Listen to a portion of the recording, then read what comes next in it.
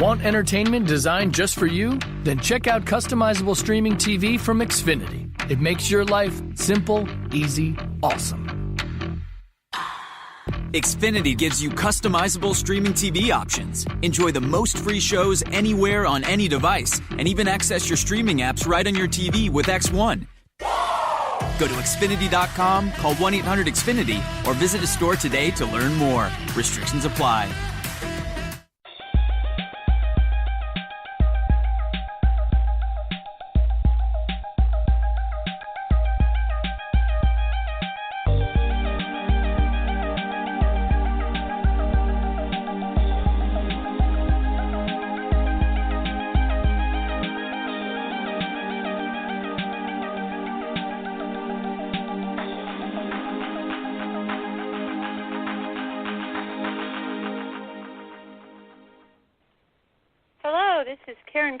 Patrick welcoming you on a Friday night.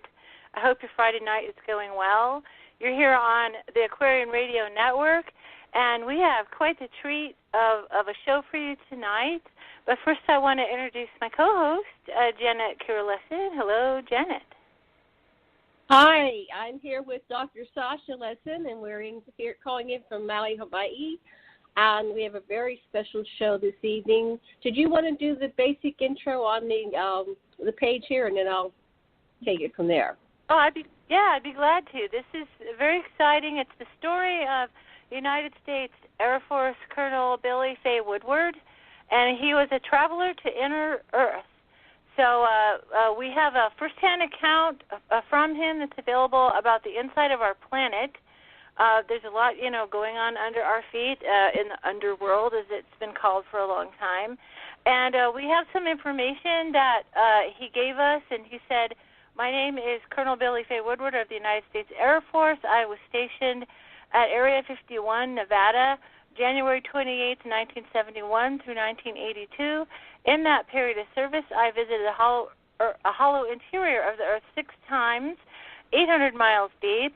Upon my arrival to Area 51, I was indoctrinated to the existence of tunnels beneath Area 51, and soon after I met several of the Underground Shuttle Operators that have a stature of 13 to 14 feet in height. These tunnels that transverse the world are built by a species of beings who have existed here before we, surface Earth dwellers, a very long time. Immediately upon my arrival to Area 51, I was made aware of the tunnels and all the workings of the facility itself. They told me that the first 15 levels of Area 51 were man-made and that levels 16 through 27 were already there. Nobody from our government made them. We are just facilitating them. So this is, a story that percolates through all of the genre that we cover, and it's nice to get a straight eyewitness report. I'm very excited about that. So with that, Janet, I'm going to hand the talking stick to you. Go ahead. Thank you, Karen. So today we have Dr. Sasha Lessin is here, and he's been studying a lot of information about Agartha and Inner Earth and read a number of books lately, so that's been a hot topic for us personally. Of course, now we landed the experts, Billie Woodard, also known as Zaraya, Jane Stevens, and I think you have a different name, but I didn't put it on the page here, and Billie's father, Zorra. And Sasha, do you want to say something before we bring on Billie? Just that this is really important. The stuff you've been told about the way the Earth is inside is all a bunch of baloney. We got the straight dope, and I've really looked at lots of stuff, and we finally have an expert that's going to set us straight about Inner Earth. This is going to blow your minds and give you a lot of hope. So with that, welcome, Billie. Hello. Hi, Billie. Aloha. Welcome to the show. Well, aloha to you as well. Of course, we're not in Hawaii, so we can just say hi. Yes. Hi, the rest of the world. I've been here for almost 30 years, so I always say aloha. So I don't want to go into a lot of the, just reading the story. It's better from the out. So would you please tell our listeners, this is an entire new audience for you, about yourself and who you are, your story about, how you came to Earth and what is Inner Earth, all that good stuff. We're a bunch of questions on the show. 2 hours is going to go fast. Okay. how far back you want me to go? Well, Sasha, You want me to go all the way back to Hollow Earth, where I met Admiral Byrd inside? Yeah, that's however it looks best to you. One of the interesting ways is to tell the most dramatic incident first and then tell how you got to it. Okay, well, let's see. To start out with, Admiral Richard Evelyn Byrd flew into the Hollow Earth in 1947, and he was allowed to come into our domain because he was a noble character on the surface world. He was also an admiral in the Navy. So he had a lot of prestige, or where you want to put that. He had a lot of clout, so to speak. And so we allowed his aircraft to enter into Hollow Earth. He went through by way of the, I believe it was Greenland, and from the alert base there in Greenland, and took off from there in 1947, February 19th, 1947. Now, you have to understand that in 1947, on the 19th of February, it was pitch black up there because that's the Arctic night. So at that time, of course, there was a full moon shining very brightly when he took off.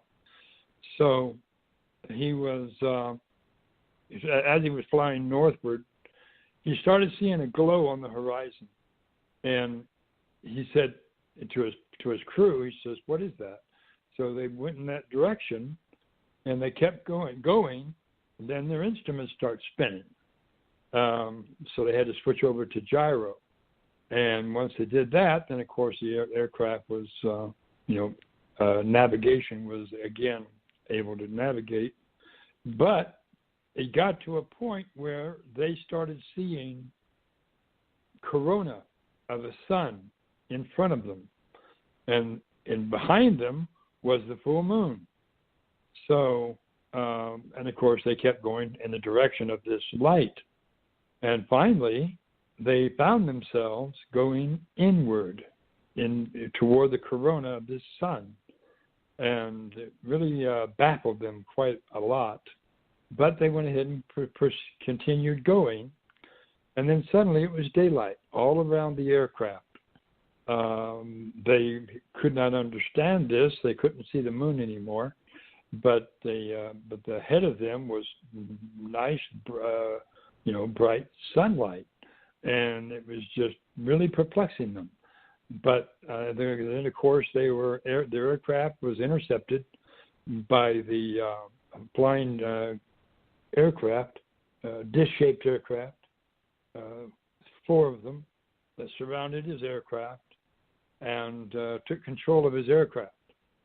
They put a tractor beam on the aircraft and were able to take control of the aircraft. And they lowered the aircraft as if it was in an elevator to the ground. Of course, when it was on the ground, then they knocked on the door and they opened the door. And Admiral Byrd was invited along with his radio man, Howie, to come and meet with the Council of 12 of Hollow Earth. And when he entered, he was taken to a waiting center where Howie, the radio man Howie, was waiting, and he was instructed to go with the 2 hosts that were with him, which were extremely tall, and they escorted him to the chamber of the council. And as he walked into the chamber of the council, I was sitting next to my father, Zorra.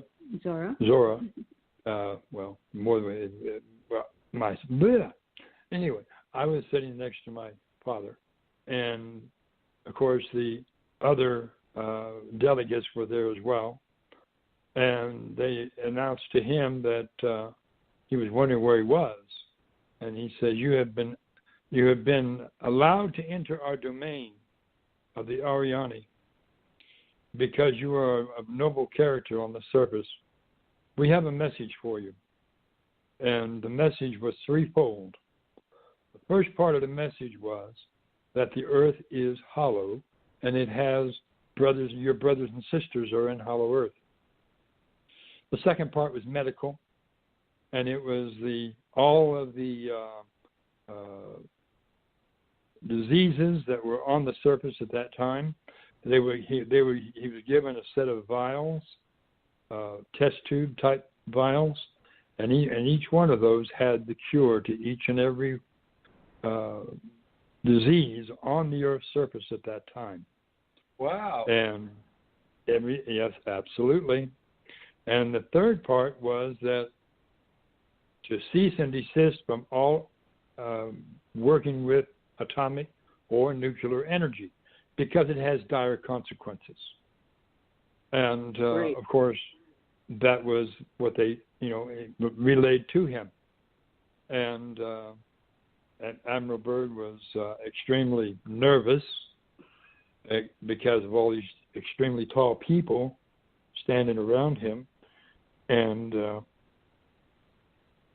I immediately noticed his nervousness, so I walked over to him and I said, "Don't be nervous. There's no need to be nervous. Just be yourself and answer the questions that they ask you." And of course, they started asking questions of him and of the surface of the world and things of this nature. So, were you his size or the tall size when you walked over to Admiral Byrd? Were you Byrd size or? I was 13 foot tall, and okay. I had turquoise colored skin. All right. Turquoise green colored skin. Because of the high content of copper in the water that's inside hollow Earth. And it changed the skin color to a turquoise green color. So, anyway, getting back to the message that they gave to him, after they gave him all this information about the reality of hollow Earth and the vials of cures that he was given, and the instruction he was to give to his superiors about cease and desist all operations with nuclear and atomic energy, he was then escorted back to his aircraft and released. They picked up his aircraft with the tractor beam to about 2,900 feet, and they escorted his aircraft back out through the polar opening, and then released the aircraft. He was given all this information, and he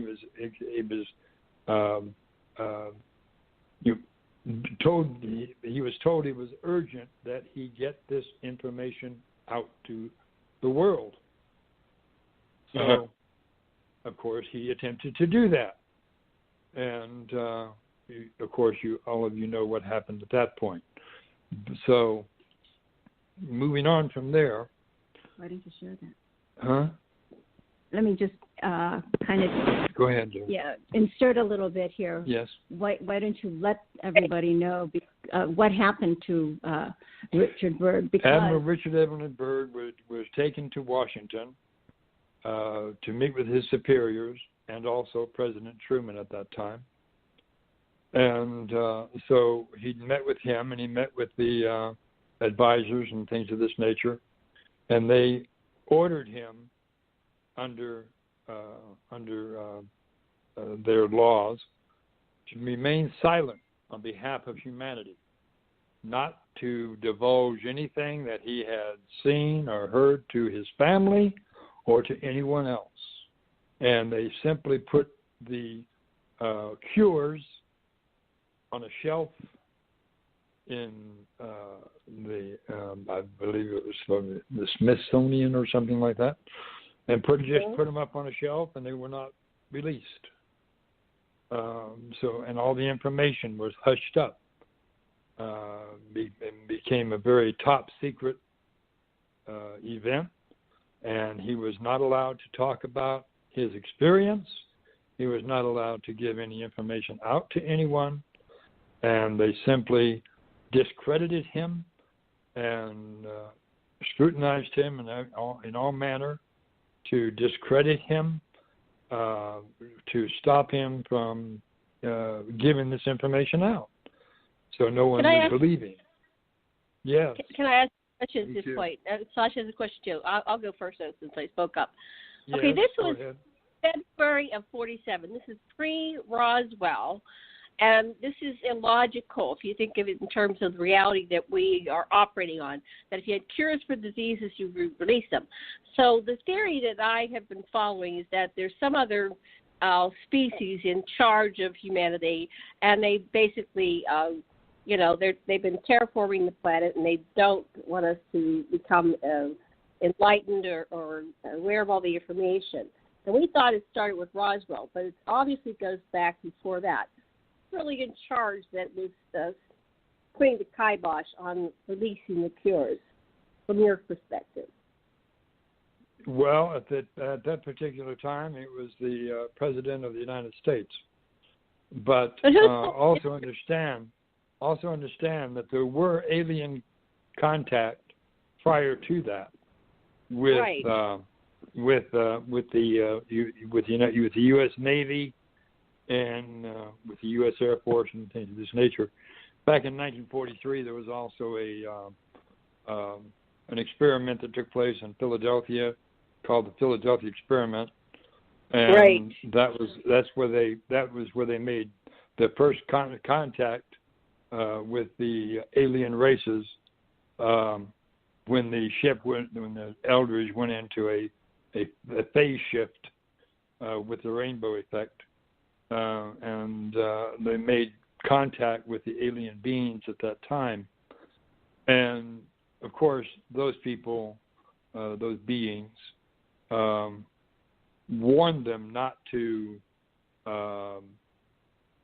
warned them about Hollow Earth, warned them about the people, other races, other alien races and things of this nature, put the fear of God in them, basically, and so they wouldn't talk about it. Well, what we're learning from William Tompkins and other whistleblowers is that they actually, during World War II, discovered that the Nazi Germans had alien technology and had been working with, all those different beings there. What did you want to ask, honey? Just, here in the story about Bird not wanting to, being able to talk about what he saw when he went in the North Pole, we have, how does that move to him being commissioned to lead the battle of the fleet into the Battle of the Weddell Sea? How would you're talking about high jump? Yeah.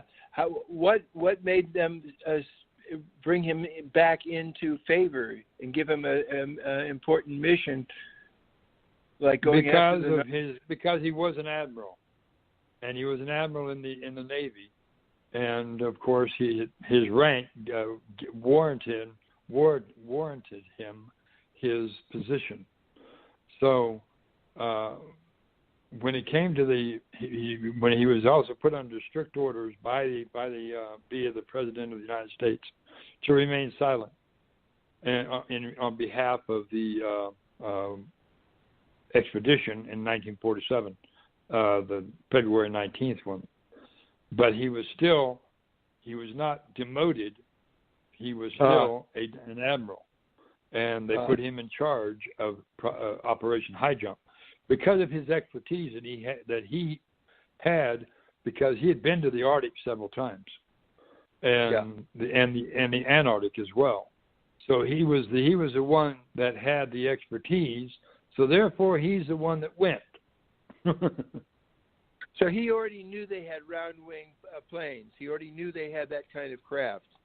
He already knew that when he headed south with his puny helicopters or seaplanes. My gosh, it was like a suicide mission.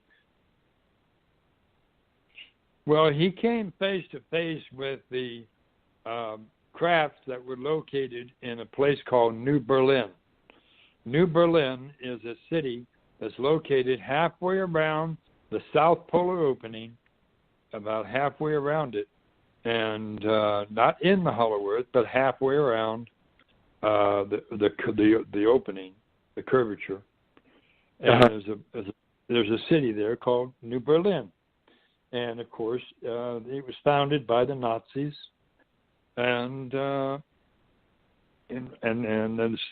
Nazi scientists and things of this nature. So yes, they did have round aircraft, and they did have aircraft that could run circles around the Air Force and the Navy. So, but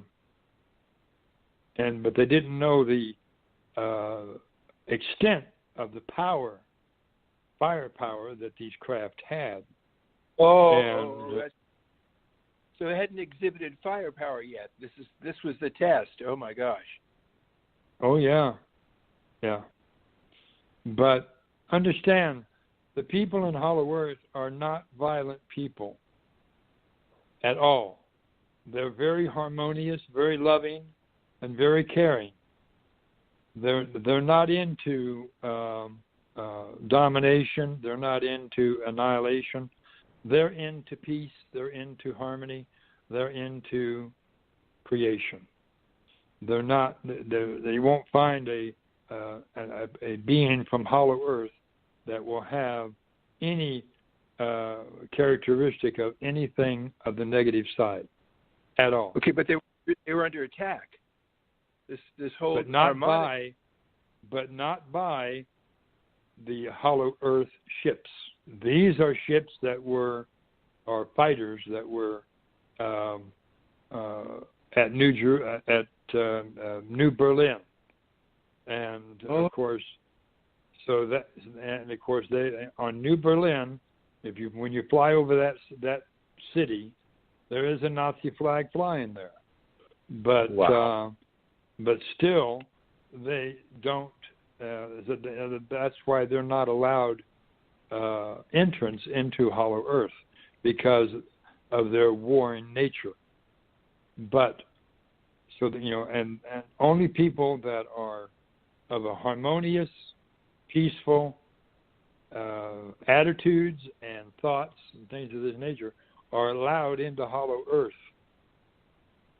And my father monitors the North Polar opening very, very tightly, and will only allow people that want to come in if an aircraft attempts to come in there, it is seized, it is screened, and if the people on board are of the proper understanding and in accordance with the harmony and peace and joy and things of this nature, then they will be allowed in. If they're not, then the ones that are will be taken from the craft. The rest of them will be returned to the surface. Who's your father? You got this is it's got a Zorra, which we'll get to Zorra in a little bit. We're starting with Billie. How can you tell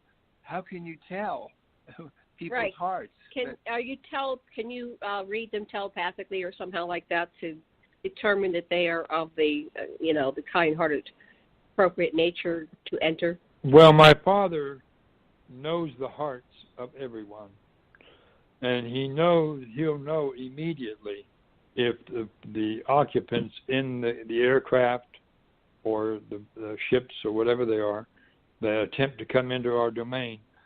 He knows their hearts. He knows them immediately.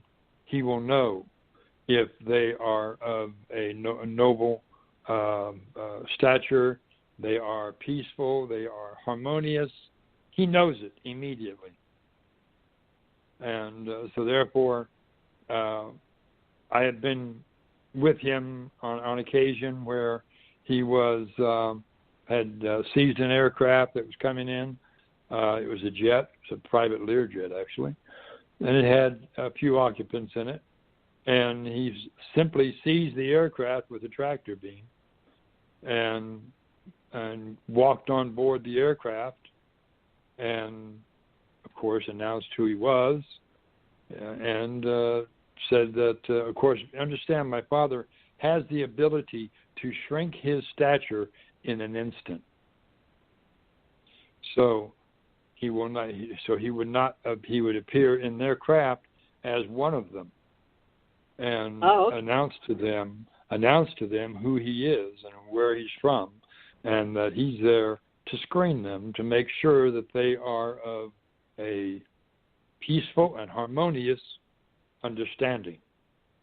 And those that are will remain on the aircraft, or will be taken on board my father's ship, and the rest of them that aren't ready will be left on the aircraft, and the aircraft will be turned around. Wow. We need someone like that on the surface. Great system. Okay, before we continue, I have one question. So you were there in 1947, and then you also went up. You have to understand that my age, or what would be termed trips around the sun, on the surface is 65.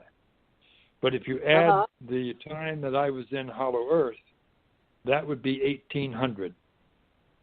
Okay. So I'm 1865 trips around the sun, according to your way you would rate age. So if you want to go back to my time of coming forth into life, it would have been 165 AD. Right. And so for us to understand that, for our listeners to understand that, we have to understand what is inner Earth like, and why is it that people in there live so much longer. And so I guess that's really the next thing that... Yeah, well, let's let Billy go back to his tale. We'll be quiet for another 15 minutes and let you give us some of the information. So, and then we'll stop asking questions for about 15 minutes. Okay, go ahead, Billy. Okay, where was I when you spoke up? There was came in, and your father in their heart turned them away, some of them away. Yes, and he's done that, consistently, even with surface-going vessels. I will also tell you that my father has been melting a certain portion of the northern polar ice cap. A waterway is being melted about 1.5 miles to 2 miles wide to allow an actual cruise ship to come into Hollow Earth when the time is right.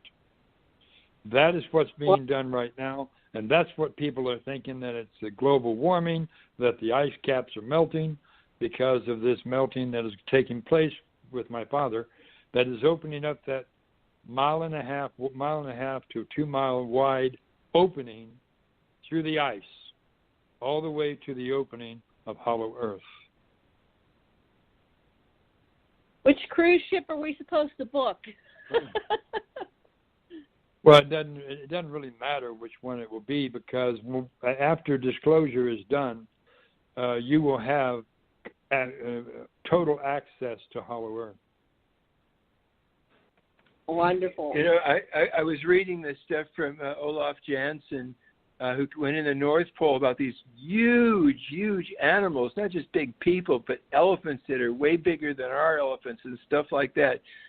I can't wait to tell us about that stuff. All right, so go ahead, Bill.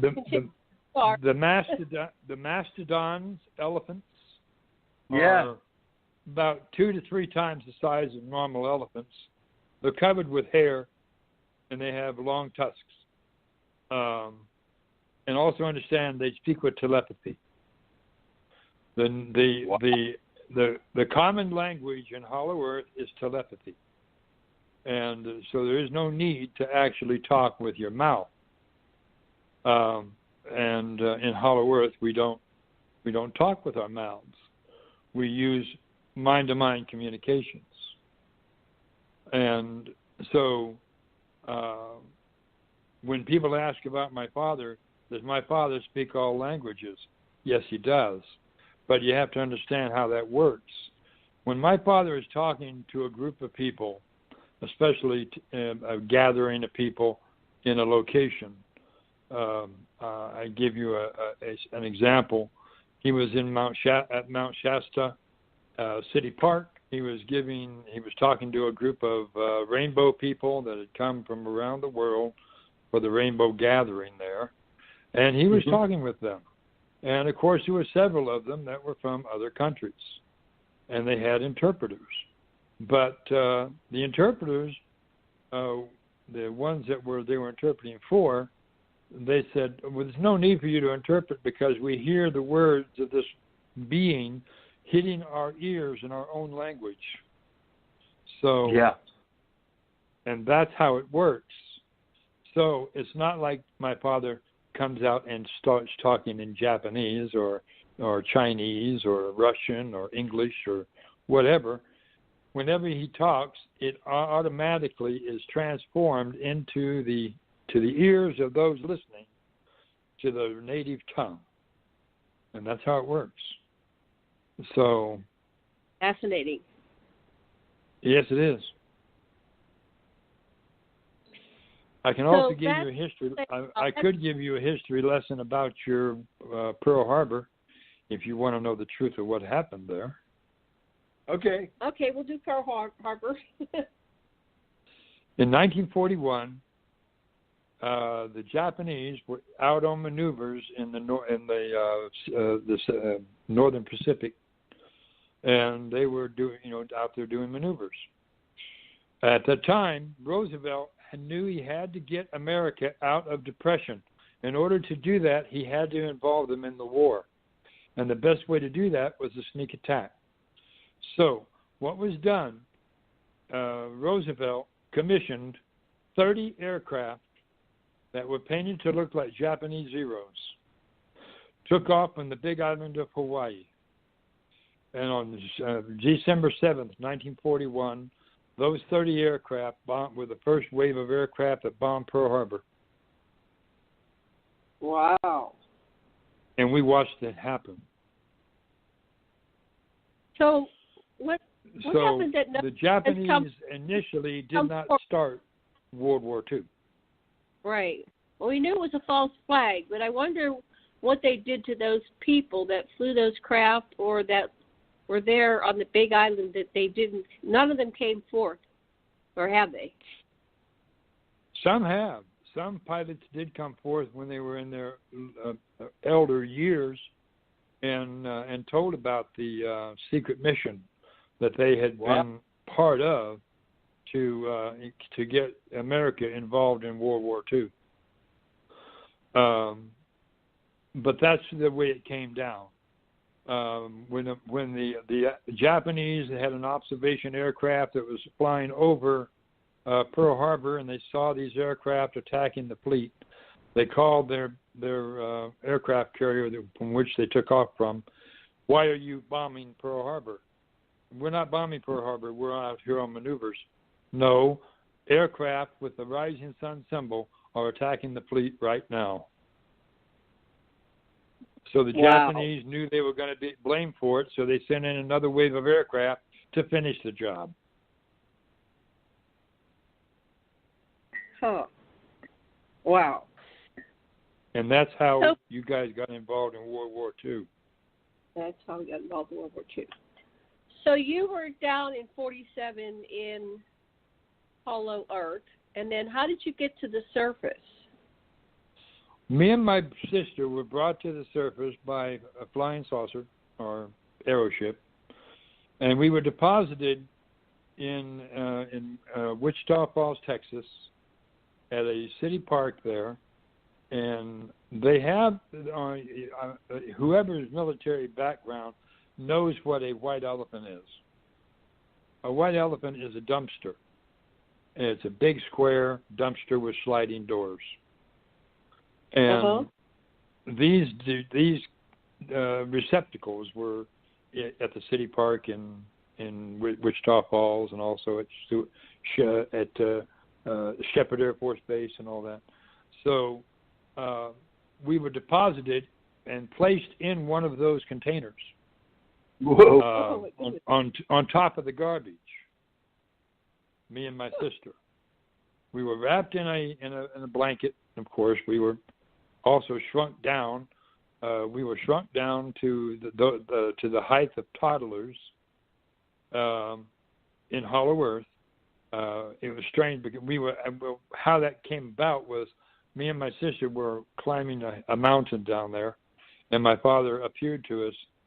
He was sort of like floating off to one side over a cliff, and he asked us if we wanted to go on a journey, on a mission to the surface world, and of course we jumped on it. We said, yes, absolutely, we'd love to. And so we became the ones that were sent to the surface. And if we knew then what we knew now, we might have made a different choice. But still, but anyway, so we were sent to the surface. Our bodies were shrunk down, literally, physically, to the point of being toddlers, and about maybe the age of 3 or 4, maybe something like that. Something like that. Just toddlers, and so we were deposited, wrapped in a blanket, put on top of this stuff, and of course we knew we had to get attention of somebody, so we started screaming our heads off, and of course there was a passing maintenance worker and a police person that heard the crying and the yelling coming from the dumpster, and they opened up the door and they saw us. They grabbed us, took us out of there, and took us to an orphanage located in Wichita County, Wichita Falls, Texas. And that's where we remained there for about close to 6 months. And we didn't talk the American language.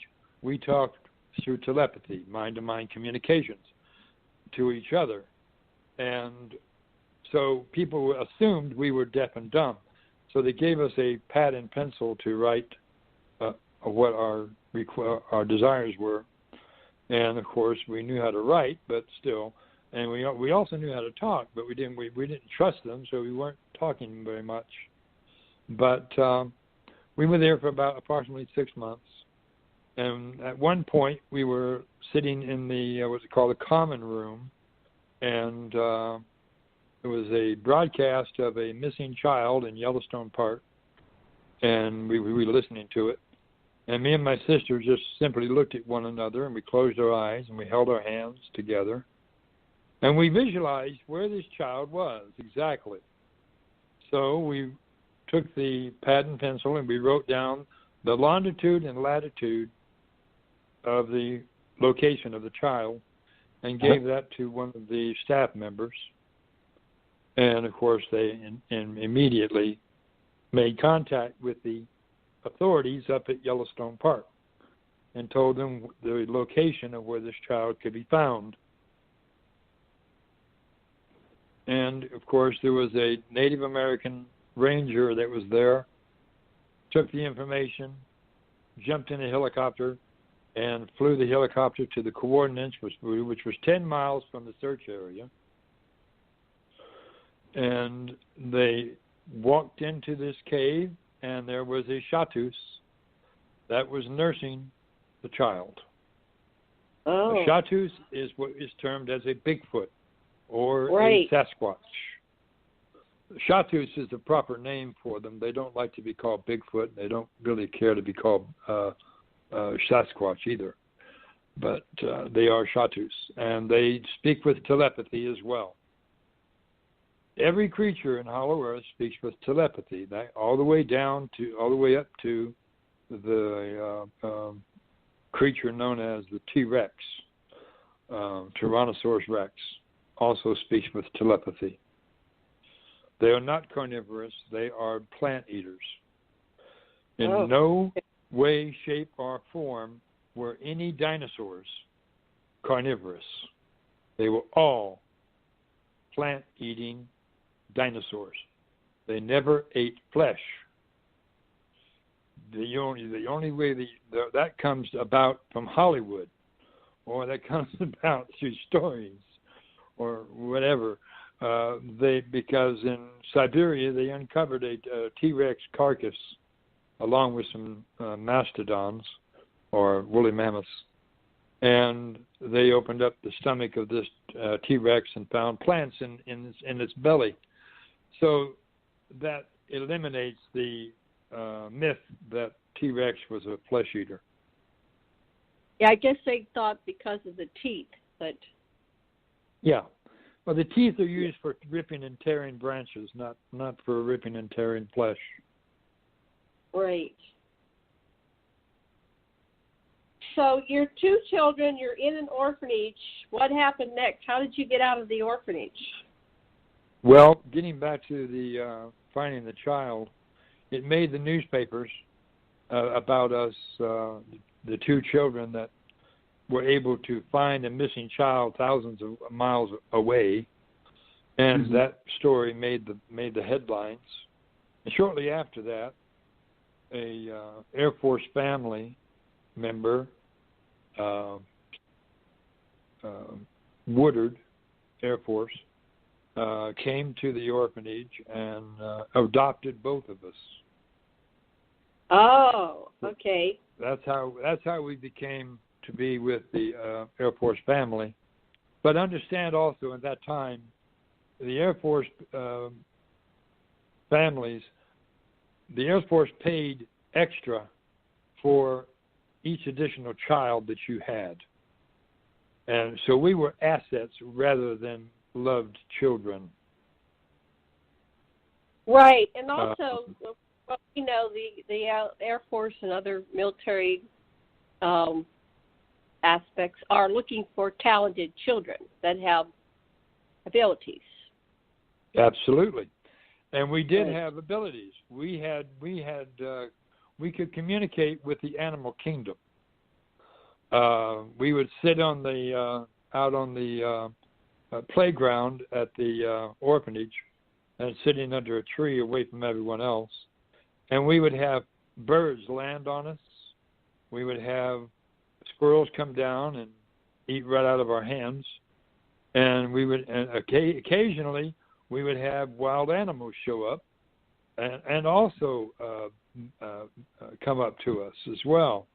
So the staff people knew that we were different, knew we were special, and of course they took advantage of that too, because once we did start talking, which astounded them that we could actually talk, but once we started talking, we stated that they said, well, why haven't you talked all this time? Because we didn't know your language. We had to learn your language. So, and because our memories were wiped. When we were brought to the surface, our memories were wiped for our own safety. So they wiped our memory. And later on, of course, a recollection came back. But during that time, we were, so we had to learn the language they were speaking. And we listened to radio, and we also listened to this square box with about a 5-inch picture in the center of this box. Called it TV, right. black and white TV. But and so it was. That's how we learned how to talk the English language, and with our mouths. So once we learned how to do that, then of course you couldn't shut us up. But so kids. That was that. So shortly after we were adopted, my adopted father came up to us and ushered my sister out of our room, and I never saw her again at that point. And I asked where she had gone, and they said we could not afford to keep both of you, so we had her be adopted by another Air Force family, which was a lie, of course, but that's what they said. And my adopted mother, who was also an Apache woman, Apache squaw, she told me the truth. She said that my father sold my sister for $1 million. Wow. For $1 million? And, wow. Yep, for $1 million. To another Air Force family. For another Air Force family. Wow. And they took her into an underground facility to do experimentation on her to find out how come she had these talents and these gifts that she had. And and this went on for up until the time we were both the age of 9. At the age of 9, my sister sent a telepathic message to me saying she was in danger. I told her to send a telepathic message home to be retrieved. She did so. And her captors, she had told them that she wanted to go to the surface to see the sun, and they reluctantly took her to the surface so she could see the sunlight. And as soon as she exited the bunker that she had come out from, there was a cloud above the facility, and suddenly the cloud got larger, and suddenly she wasn't there anymore. Oh, good. They retrieved her. Wow. And they took her home. The cloud disappeared, and there was a ship hovering there. And then the people on the ground saw the ship. And then suddenly the ship just sort of blinked out. Out of sight. And she went home. She made contact with me as she was going home. She said, "I'm safe. Don't worry about me. I'm safe. I'm going home." So I remained on the surface. You were all alone on the surface. How did you handle that? Well, I still had my abilities of being able to communicate with animals, and I still had, so I had them as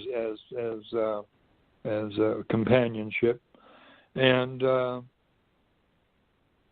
but I also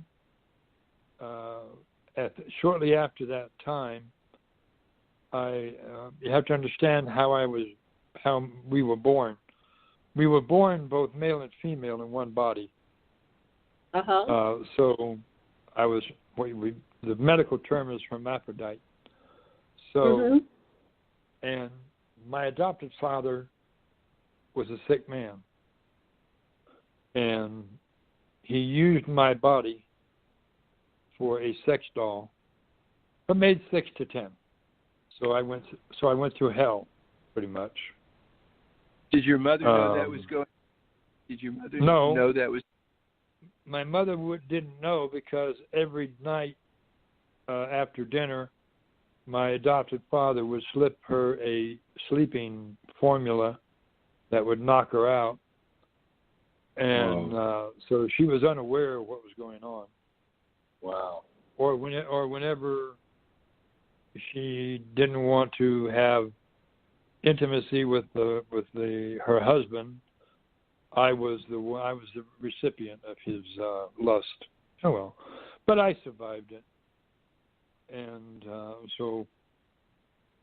that was that.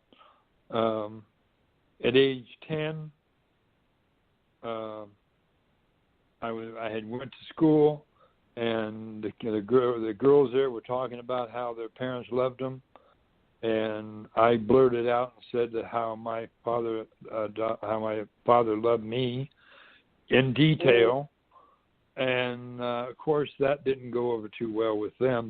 They just literally freaked out, and they said, "That's wrong.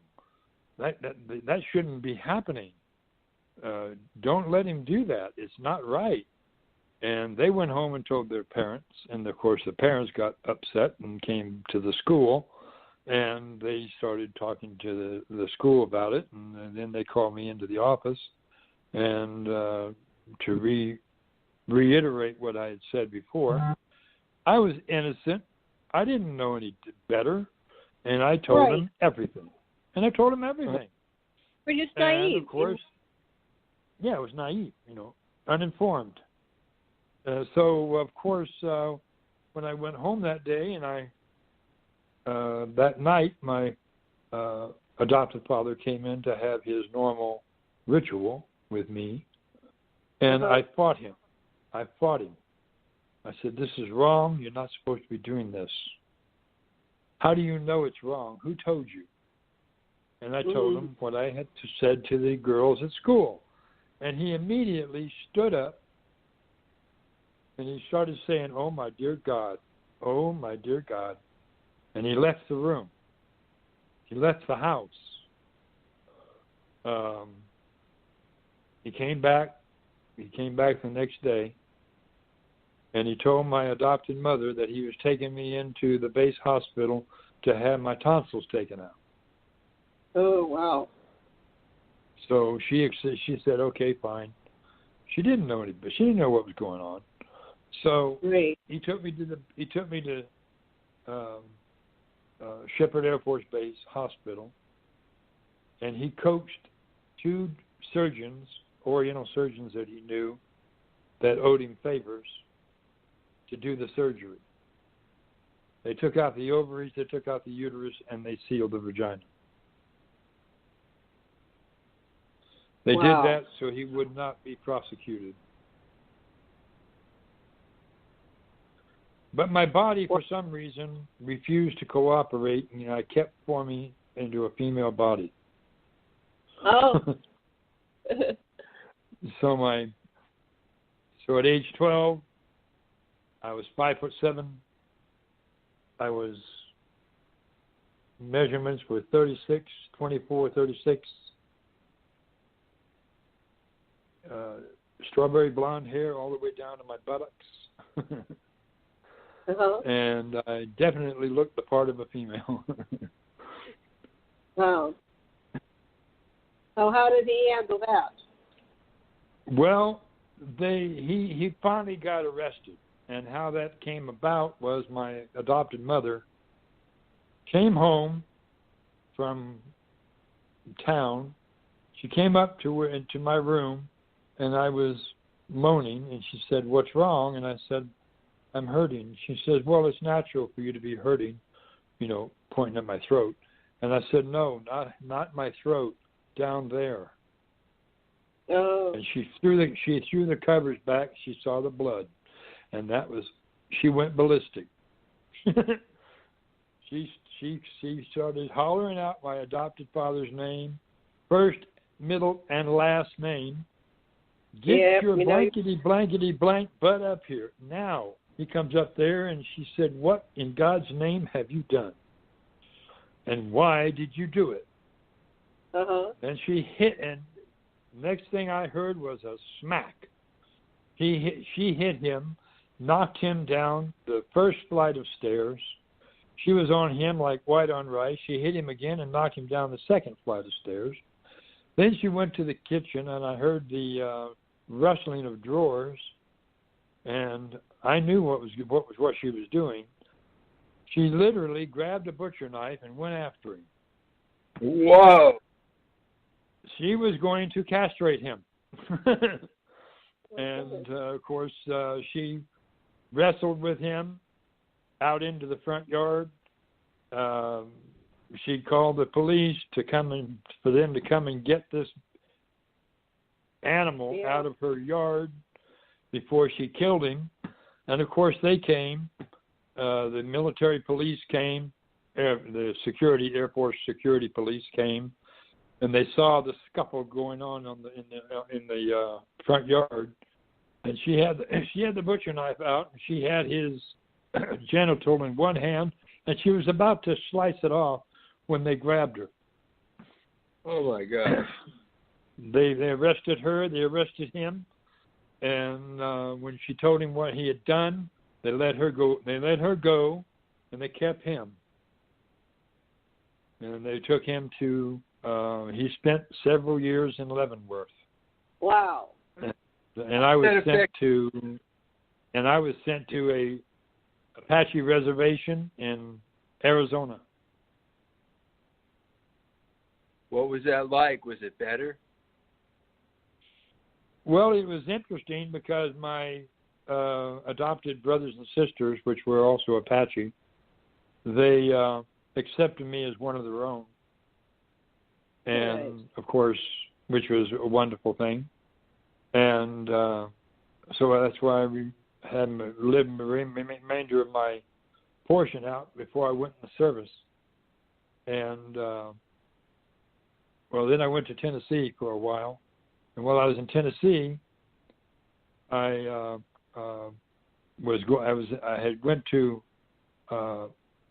was in school there, and junior high, and I had to go to school. I had to go to the high school to be with my brother, who was taking his final exams, and I was there waiting for him. And they dropped all these papers on my desk, and I looked at them. I knew the answers, so I answered them. And come to find out, I maxed them. That was the final exams for high school. So when it came time for graduation, I'm sitting in the audience, and they call my name. And I'm wondering why they're calling my name. My brother comes down, grabs me by the arm, and drags me up on stage behind the curtain. And they said, "You're Billy?" And I said, "Yes." "We have a problem." "What's the problem?" "You're valedictorian. You have to give a speech." I go, "What?" So, of course, I said, "Wait a minute. I'm still in junior high. How can I be your valedictorian? And how can I be graduating? I haven't even graduated junior high yet." And they said, "Yes, you have. You haven't yet, but you're going to." And they went out to called the principal of the junior high school up behind the curtain, and said, "This is your star student." "Yes." "Yeah." "Well, she's graduating." "What? What do you mean she's graduating?" "She's graduating. So we need you to give us a graduation certificate from the junior high school." So, and they said, "Well, how do you know she's graduating?" "Because she took the test and she maxed it." "Okay, well, give her the test again." Oh. So they sat me at a desk. They put the papers in front of me. As you know, taking final exams in high school takes about an hour to an hour and a half, right? Right. I did it in 10 minutes. Wow. And they rechecked the scores identical to the first one. "Yep, she's graduating." Wow. So what's your IQ? It must be off the charts. Yeah, kind of. So back then it was simple. The tests that were taken back then were adding, subtraction, multiplication, and division, and that was it. You didn't have trigonometry. You didn't have algebra. You didn't have all these other unheard of ways of working mathematics. It was simple. So yeah, I just. So how old were you when this happened? What's that? How old were you when you graduated? 12. You were 12. Okay, so what do? You're out of high school and you're 12 years old. What do you do with yourself? And what happens with relatives back home? Have you lost contact with them? Well, we'll get back to that. Yeah, I know the story a little bit. We're going to go around to that. Okay, so you're 12 years old, and now what do you? I'm 12 years old, and I go down to the 5 and Dime Ben Franklin to get a job. and I filled out the paperwork, everything but my age. And they said, "Oh, you forgot to fill out your age." So I put 12 on there, and they looked at it and they go, "What? No. You're not 12. You can't be 12." I'm 12. I just graduated high school. And they go, "Oh, you're the whiz kid." And I go, "Yeah." Mm-hmm. "Oh, okay." Well, they called their manager or owner of the store down from the balcony. He comes down. He goes, "What's going on?" "Well, she wants to go to work, but she's only 12. "Well, tell her to come back when she's 15. And they said, "No, she's a graduate from high school. Remember the one that graduated, made the headlines?" "Oh, that one. That's her?" I said, "Yeah, that's her. God, she looks like an adult female." And of course he, the owner of the store said, "We'll put her in the back, stocking shelves. Out of sight, out of mind." Right? They put me in the back, and I started stocking shelves. And that was my first job. And next day, I went next door. I walked next door during the lunch hour. I walked next door, and they had a recruiting station there. I walk in, and I said, "I'm interested in joining up." And they said, "Okay, fine. We need for you to take this battery of tests." So I took the battery of tests and maxed them. And they looked at the scores, and they looked at me, and they go, "Ma'am, you qualify for anything you want, including officer school." And they said, "Oh, you forgot to fill out your age." So I wrote down 12, and he looked at it, and he goes, "Is this a joke?"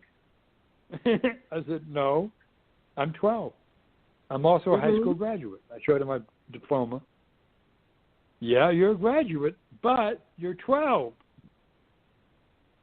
This," and so this was the Army. So the Army sent me over to the Navy. The Navy took one look at my age, and they said, "No way." They sent me to the Marines. They said, They sent me over to the Air Force. Air Force says, "Sit down. We want you. But there's complications here. So we've got to make a phone call." They called Washington. Washington sent a representative from the Department of the Air Force. And they walk in, and it says, "Okay, what's the problem?" I saw the scores of the young lady, and she qualifies for everything. "What's the problem?" "She's 12 years old." "You're joking." I said, "No, she's 12 years old." "Can that be confirmed if she's 12? And he said, "Yeah, parents are here too." "How old is this child?" 12. "Can you wait a few years on the contingency of coming in?" Yeah. And I said, "Yeah." So they put me on a retainer type situation until I reached the age of 14 and a half. 14. So they said, "Okay." And then they sent a letter to my parents. They signed off on it that I could go in.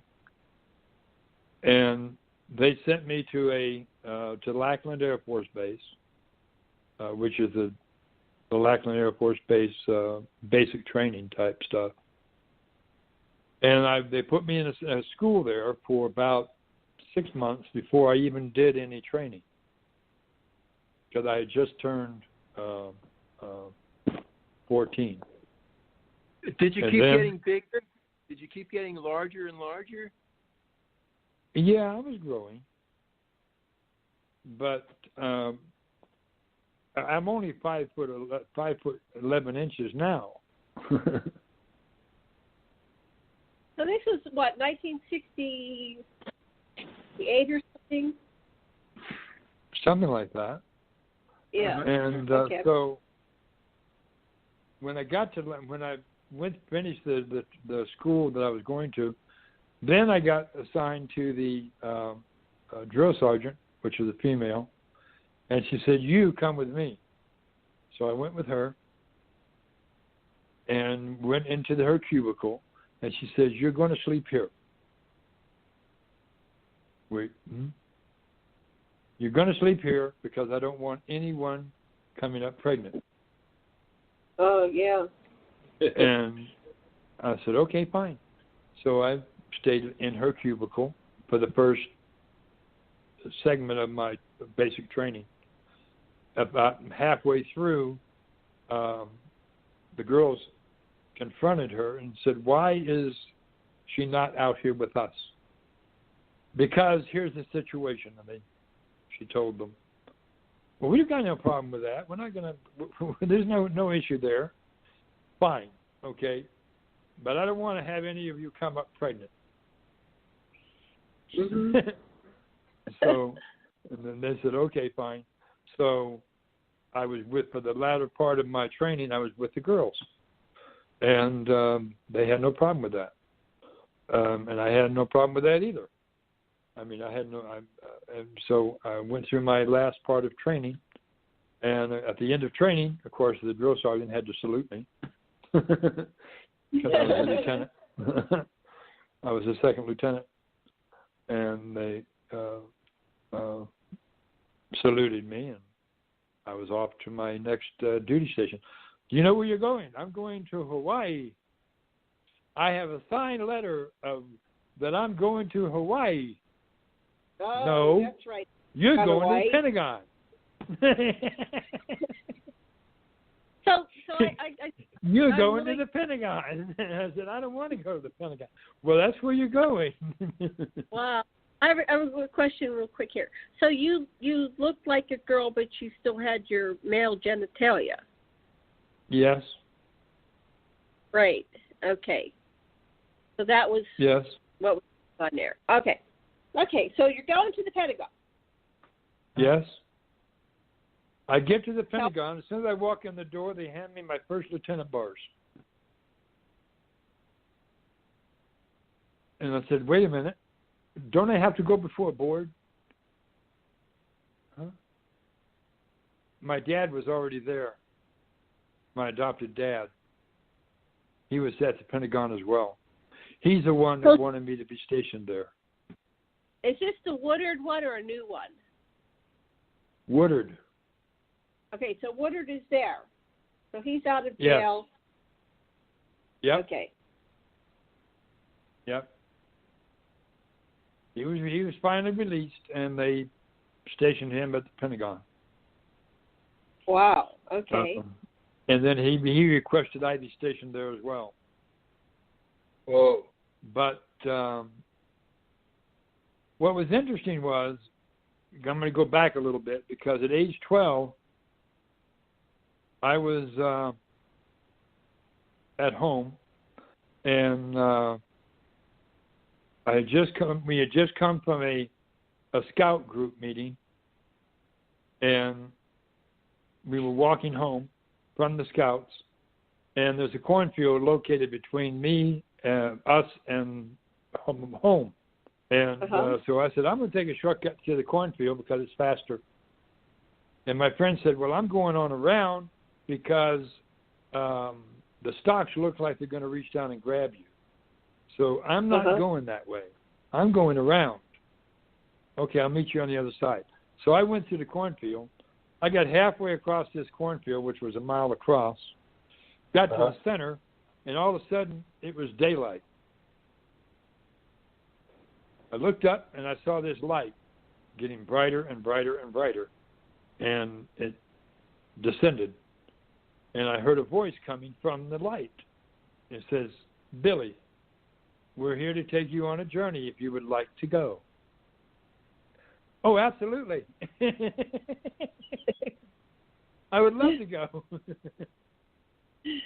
Next thing I know, I'm being lifted off the ground. I look down and I see the ground leaving, and I see me rising. and I'm being pulled right into this nice bright light. Next thing I know, I'm in a room that is very bright. They said, "What do you see?" I said, "I see brightness. I don't see anything." They toned down the lights, and I could see everything.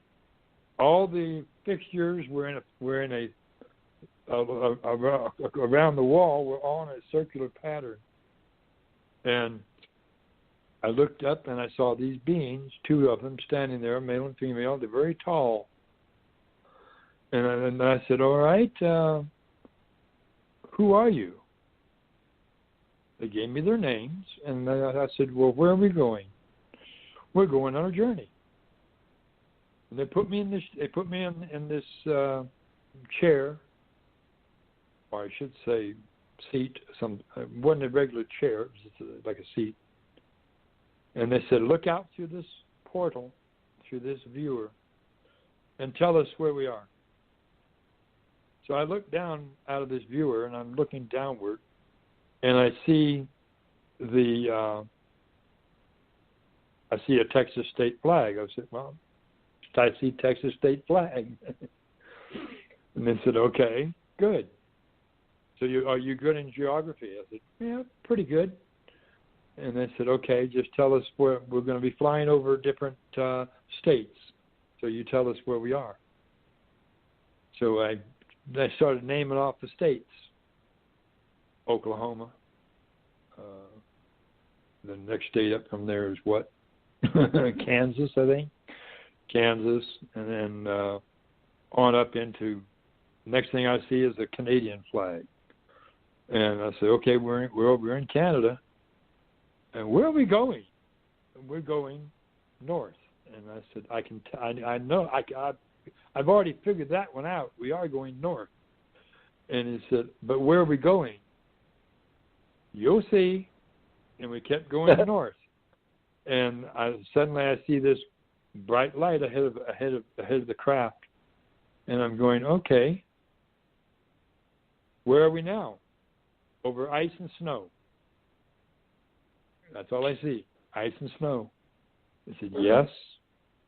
And then the craft started going a little lower. And as we got lower, I was able to see the snow much clearer. And next thing I know, all of a sudden it's daylight. It was nighttime before. Now it's daylight. So I said, "Okay, how long am I going to be gone?" 6 Earth months. "What?" No. I'll be grounded for life. I can't go. "Well, you're already going." So, had they told me that before, I probably would have declined. But anyway, so they went ahead and I said, "Can I fly it?" And they said, "Yes." So they put me in this forward seat. And on the console of this console in front of me is a console, and it's got handprints on it. And the handprints are sort of like three indentures on both sides, on both hands. So I put my hands in there, and the light bar goes across my hands, and I'm in control of the ship with my mind. Right. And so I go, "All right, this is neat." So I say, "Left." The ship goes left. I say, "Right." The ship goes right. And so we're going along at a nice, steady pace, and all of a sudden I do an L turn, and that kind of knocked my host off balance a little bit. But they said, "Okay, that's okay, that's good. Now we better take control of the ship now." So the next thing I knew, we were landing. And I got out, stepped out of the craft. I looked up and I saw a sun that never moved. And I said, "Wow, that's cool." And and then I was met by several adults, and they started talking to me. And as I was walking, I came across. Well, I was approached by a few.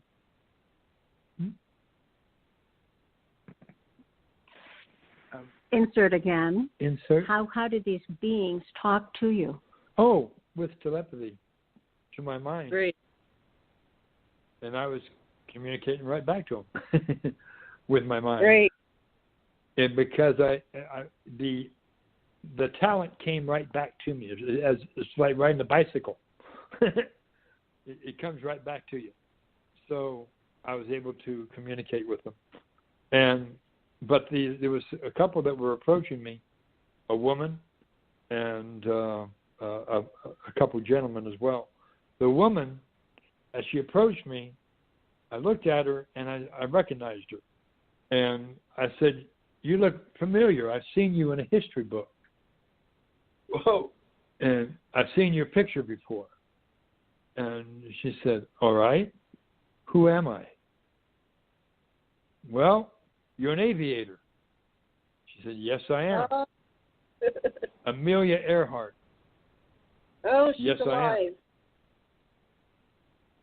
She was Amelia Earhart, but she was much taller. Well, so you said she's taller. So if we were to go there, would we get taller over time? Yes. Right. Over time, Okay. you would. If you have the desire to stay. If you have the desire just to visit, you wouldn't get taller.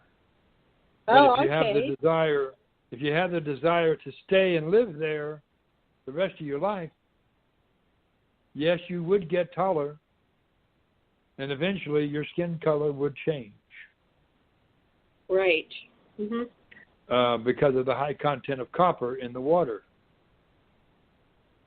But there are people from the surface that don't drink the water.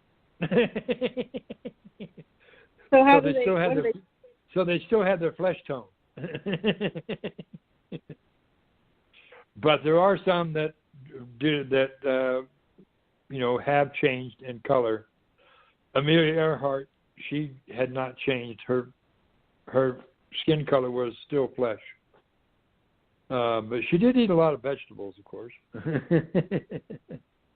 Wow. But yeah, the others that were approaching me were I could tell that they were they looked military. Their haircut looked military, and I asked them. I said, "Well, who are you?" "We're pilots from the surface." And I said, "All right." They said, "We disappeared off the coast of Florida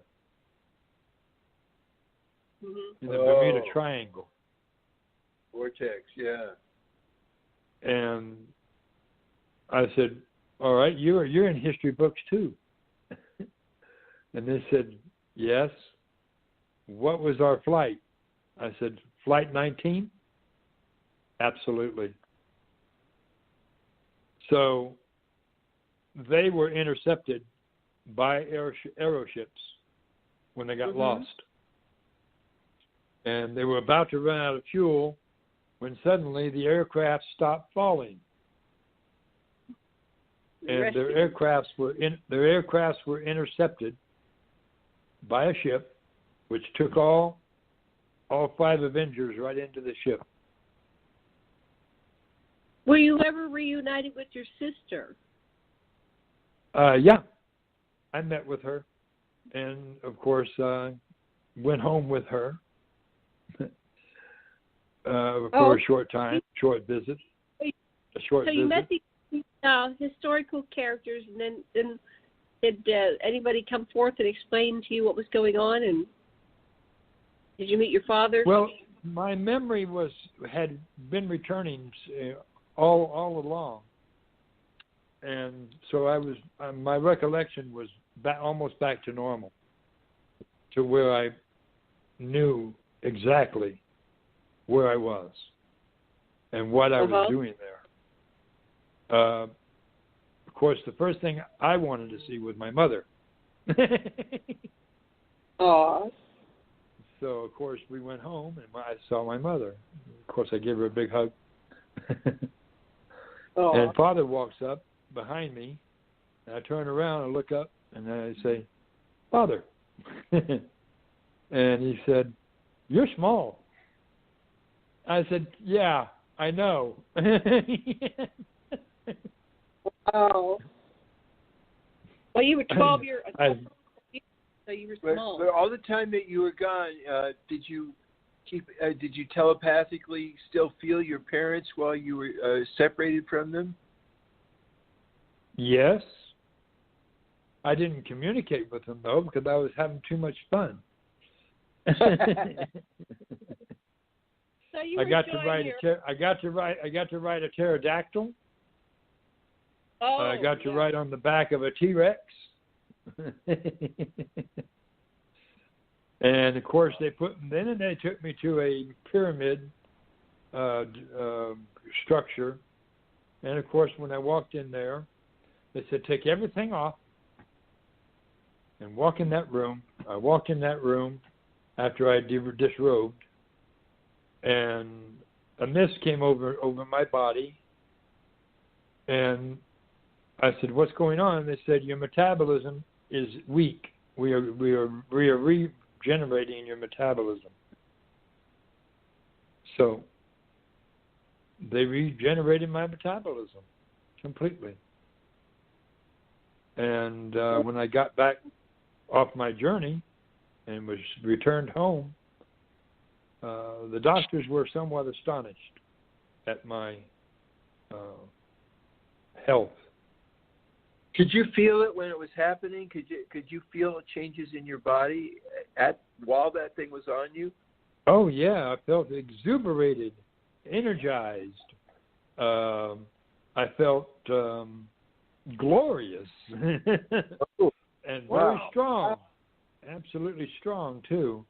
And of course, before when I was on the ship, I had even coughed a couple times, and of course that didn't go over too well with my hosts. And of course they put something over. They put a helmet over my head and got rid of the cough right off the bat. So, but when I got into Hollow Earth, they replenished my immune system back to a fortification, and so I was very resistant against all sicknesses after that point. How long did that last? Are you still resistant? How long did that last? Are you still resistant, or how often does one have to redo that? No, I do come susceptible with colds. I do get colds.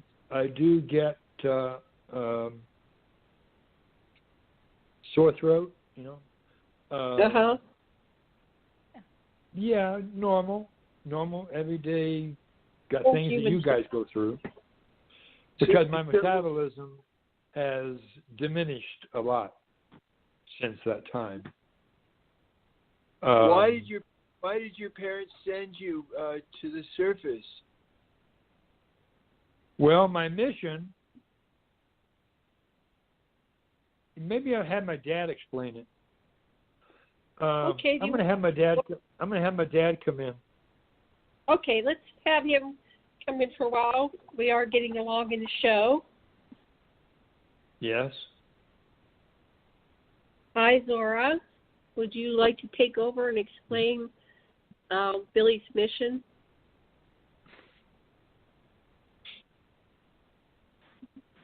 This is Quasar, Jane, and usually I just want to explain a little bit about what happens when they trade bodies. Okay. So what happens is not like a regular channeling where the channel comes through and is usually still there in the same body, right? In this particular case, we call this a transverse channel because Billy completely leaves his body. So the essences change. So when Zorra comes, it's fully Zorra that is here in the present, but occupying Billy's body. And now Billy is elsewhere. He's taken over Zorra's body wherever Zorra is at. So as we are speaking, now we have Zorra. Hello, Zorra. Indeed, beloved master. How be you this day?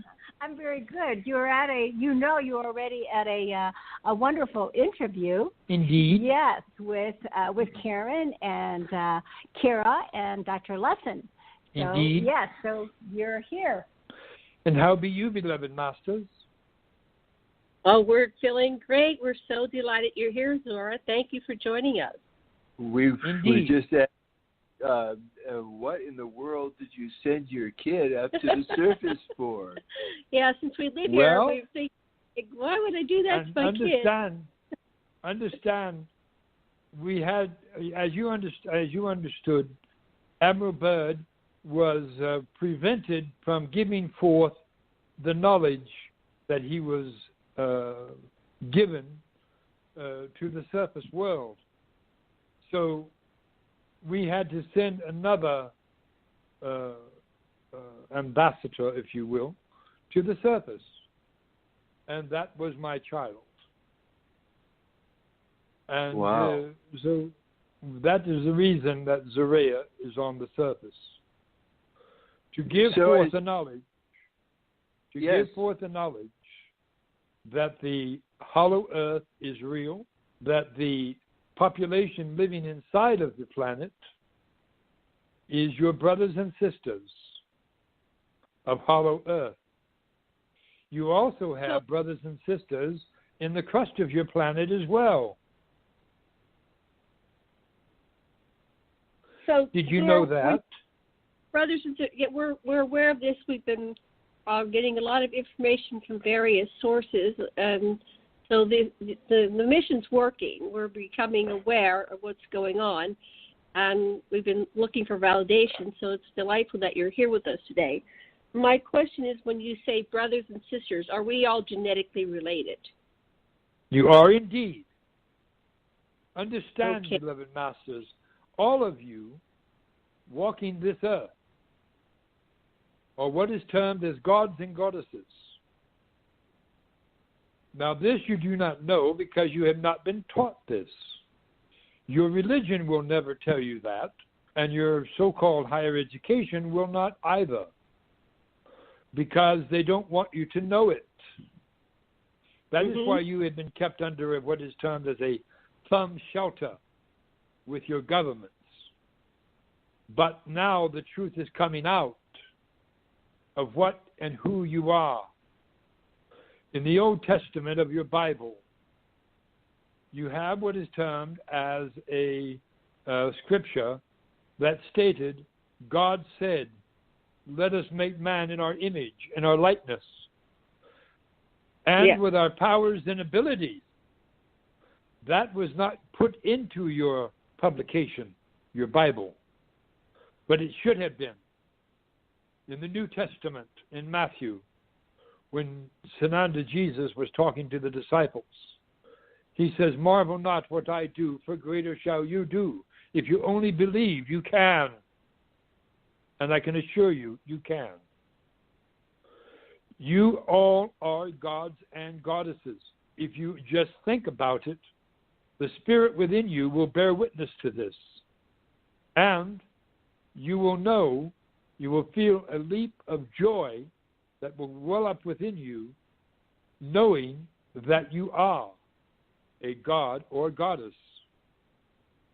And this is what you are, have always been, and always shall be. And you are also brothers and sisters. You are one with all life. Do you find that hard to believe? No. Not at all. Not at all. Understand, every creature on the earth has kinship to you. Mhm.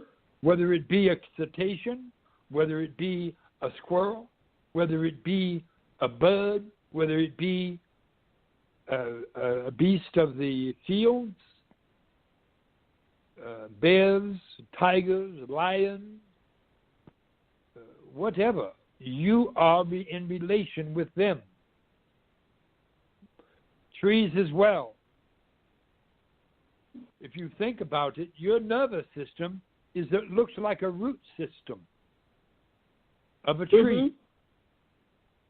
And your nervous system acts accordingly with the root system of trees as well. Trees are also part of you, and you are part of them. So, people will say, well, you telling me I'm part plant? Yes, you are. We're all rooting for each other. Yes, we're all.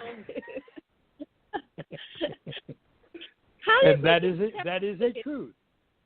From surface dwellers to, how did we get separated, and when did we get separated from surface dwellers to hollow earth and Agartha and the other, Well, you mantles? understand this, beloved master.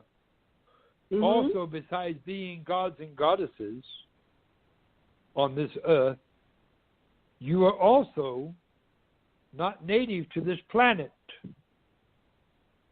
You all come from different star systems, different galaxies, different planets. None of you are native to this world. Yes. So, and the first race to be placed upon this world, experimental race, were the ones that are called the dark race, or the Mushabans. They were the first race.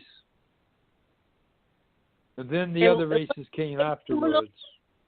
Were they humanoid? What was their form? What was their avatar form?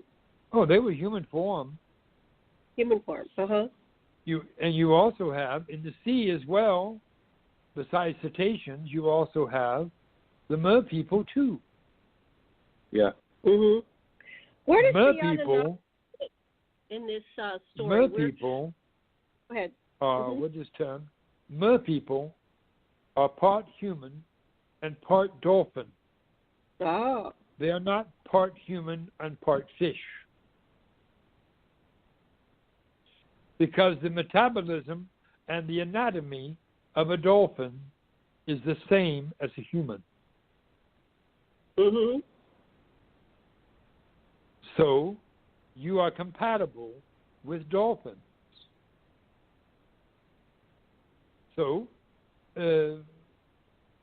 when you think about mer people, or mermaids as you term them, you have seen them in books and fairy tales that they are half human and half fish. That is a wrong statement. They are half dolphin and half human. And when they go on shore, they do transform to have feet.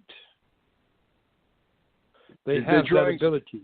The drawings for what? Were just a fluke. Yeah, so they face different ways. You can tell by which way the bottoms go, whether it's a dolphin or a fish. Right. Well, they made their tails a lot longer than a traditional dolphin tail, which seems to be kind of stubbier, more of a propulsion system. All right. Yes. So, was that a biological hybridization process that was done intentionally? The mer people? Well, understand, they come from the planet of Sirius. Okay. And they were placed in the oceans here.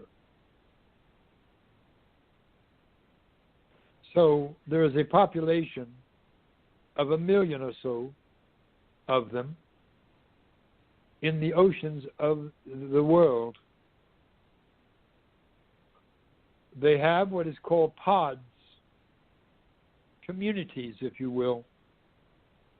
And the reason you haven't seen them is because they don't want you to see them. Mm-hmm. But if you have the desire to see them, you can. You just have to manifest that meeting. Right. So how many species? And some of you here are also ancestor to them.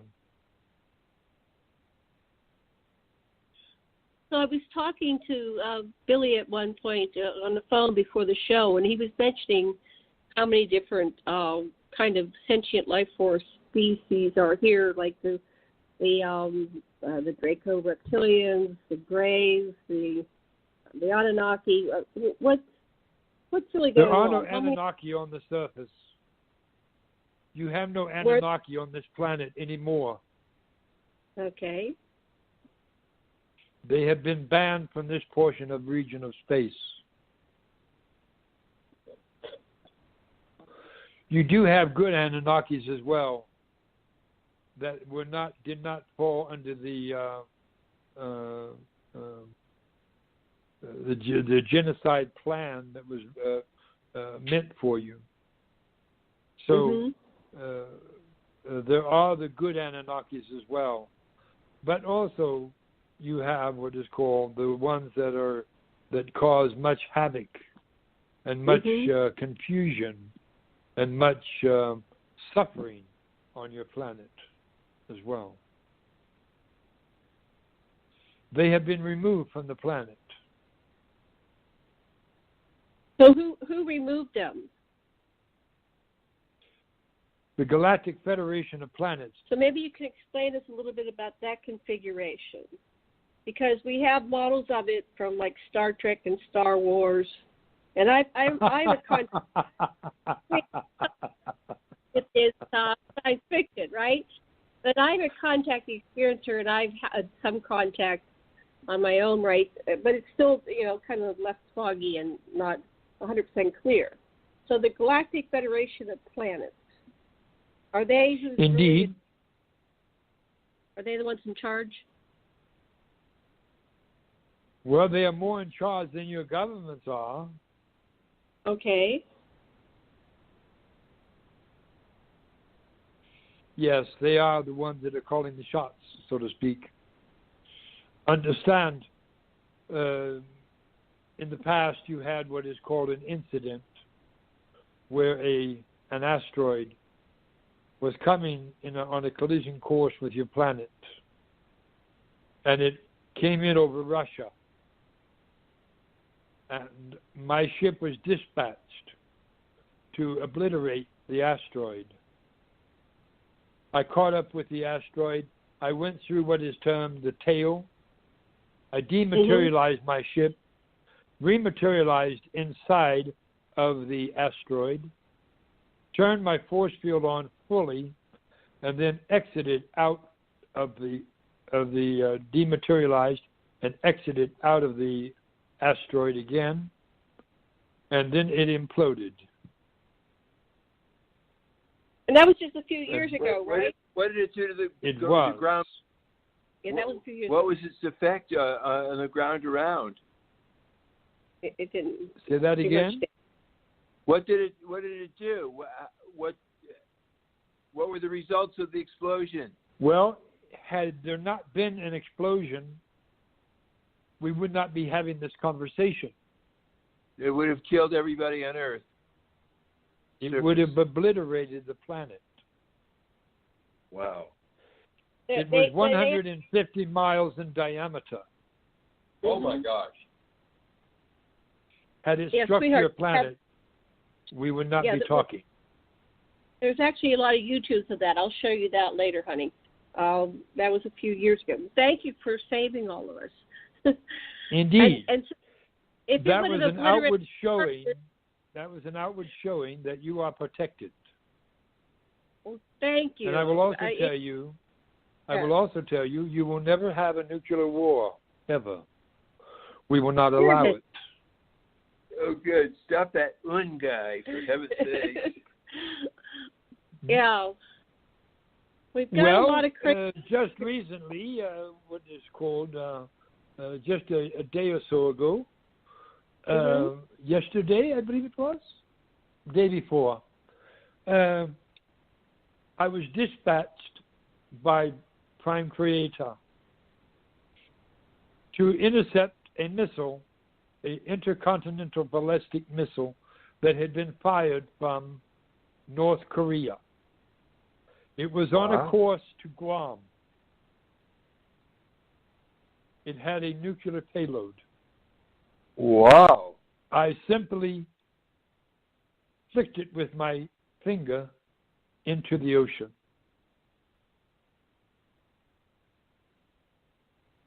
So you will not have any nuclear exchange from any nation.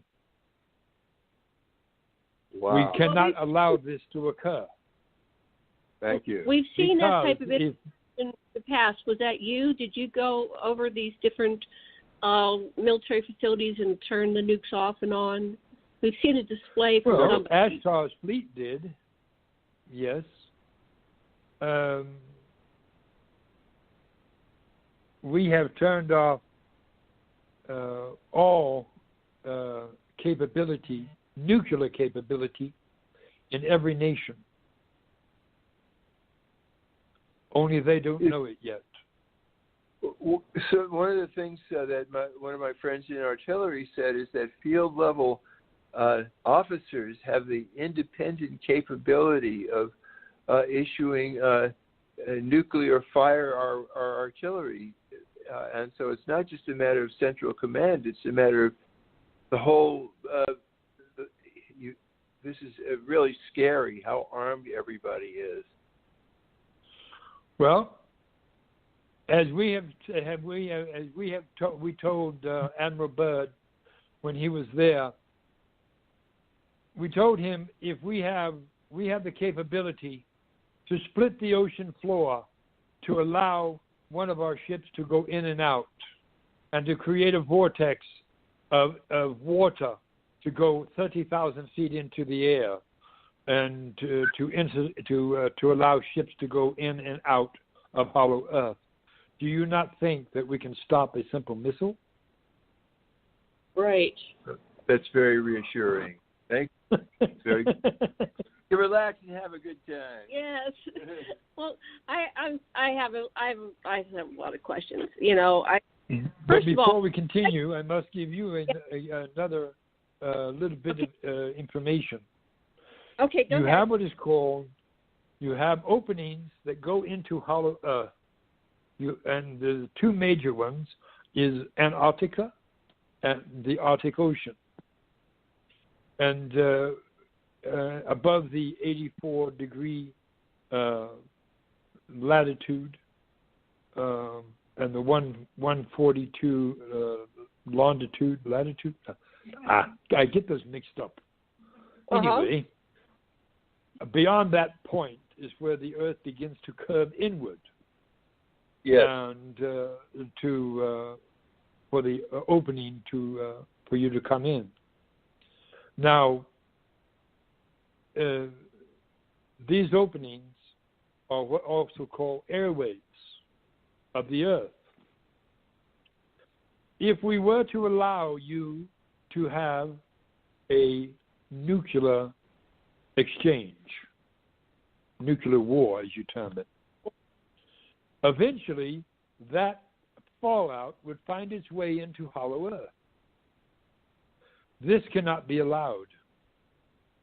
That's why you will not be allowed to wage a nuclear war with any nation at all. Right. What about Fukushima and things like that? Will that come into your realm as well? That is being rectified as we speak. We have placed boxes on your coastlines. These boxes are about somewhere between 4 to 5 feet square, and they are been placed on the different coastlines. And what they are doing is they are sucking up all of the radioactivity in the oceans. The Kishi boxes. And we have done that on every coast, not just America, but also Japan, and Russia, and what is termed China, and what is termed England. All your coastlines have these boxes. Now, your authorities tried to move one of those boxes at one point with a crane, a device for moving things, and they put a what is called a cable around one of them and tried to lift it, and it simply tipped over the crane because they could not lift it. But yet, a small child walking on the beach walked up to it and pushed it aside with her hand. Wow. But yet they could not lift it. With all of their technology, they could not lift it. And it simply sank beneath the sand. And they are still there, and they are still doing their work. We also have a ship that is stationed above the caldera in where it is called Yellowstone Park.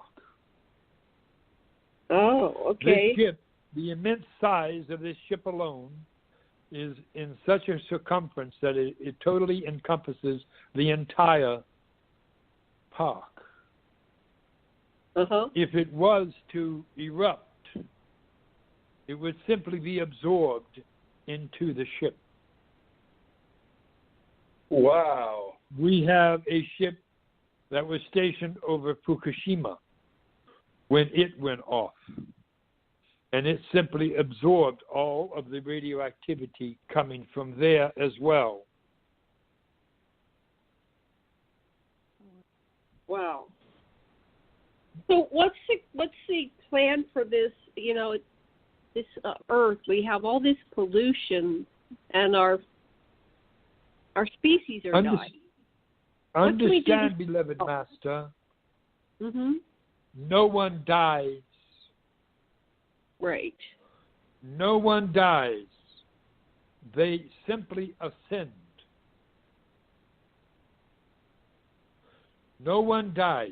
They ascend to a higher plane of existence. So when people do what is termed as give up the body,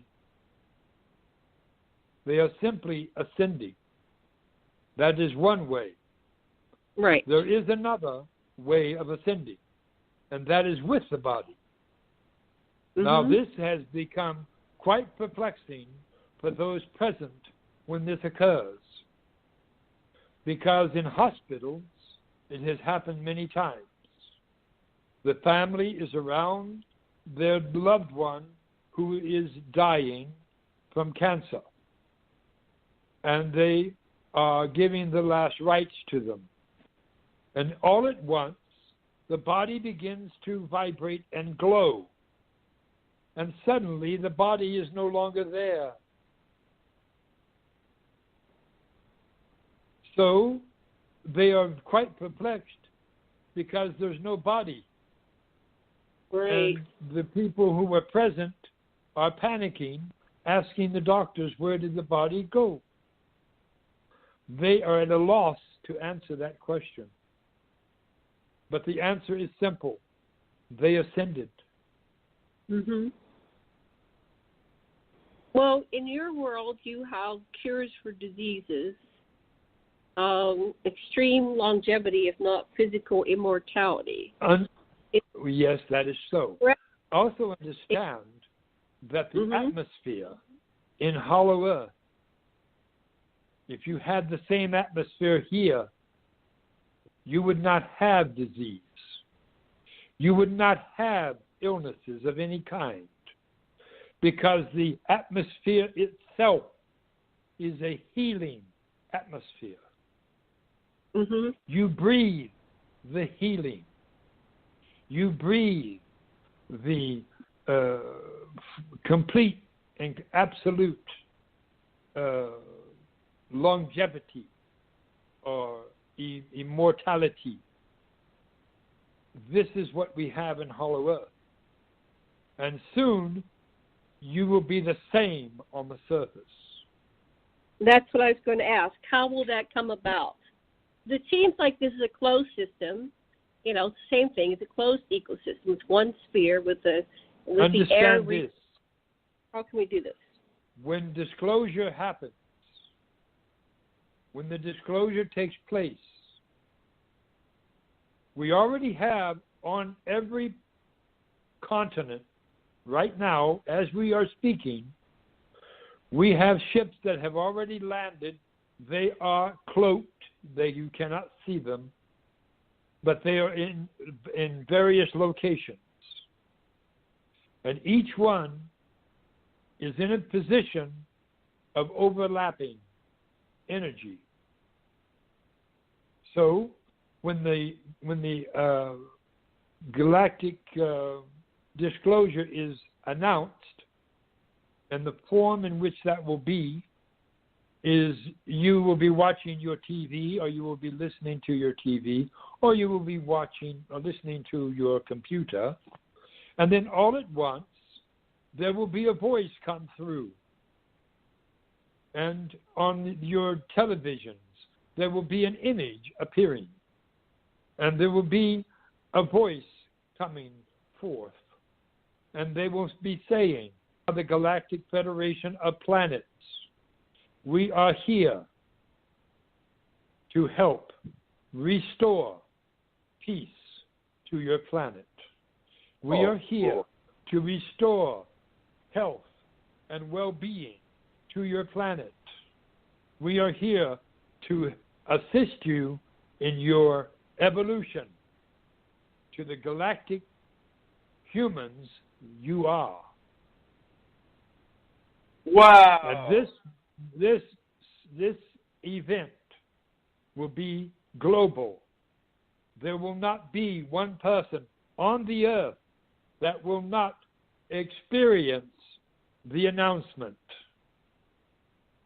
So, when this takes place, even the Aborigines in Australia, in the outback, those that are in New Guinea, the headhunters, those that are in out-of-the-way places that normally do not have any type of communications, the voice will come from the sky. So I received that download a year ago in February of 2016. That exact vision was downloaded to me in two nights in a row. And then they came up with that movie, Rival. So I've had contact. But we don't know when. Is there what's keeping this from happening? Well, what I'm about to tell you, you have not heard this before, but many have heard it already. 2017 is the year of disclosure. Mm-hmm. By the end of this physical year, if all goes according to divine plan from Prime Creator, the announcement will be sometime before the end of this physical year. I want to break in for just a second to say we have about 5 more minutes, so we can either end the talk or go into overtime, whatever anyone chooses to do at this point. Well, why don't that we would just be up to you. Yeah, Karen, why don't we finish this sequence to a logical conclusion? The balance will be available in the archives. Those who are listening will stay with us. I don't think you'll get kicked off.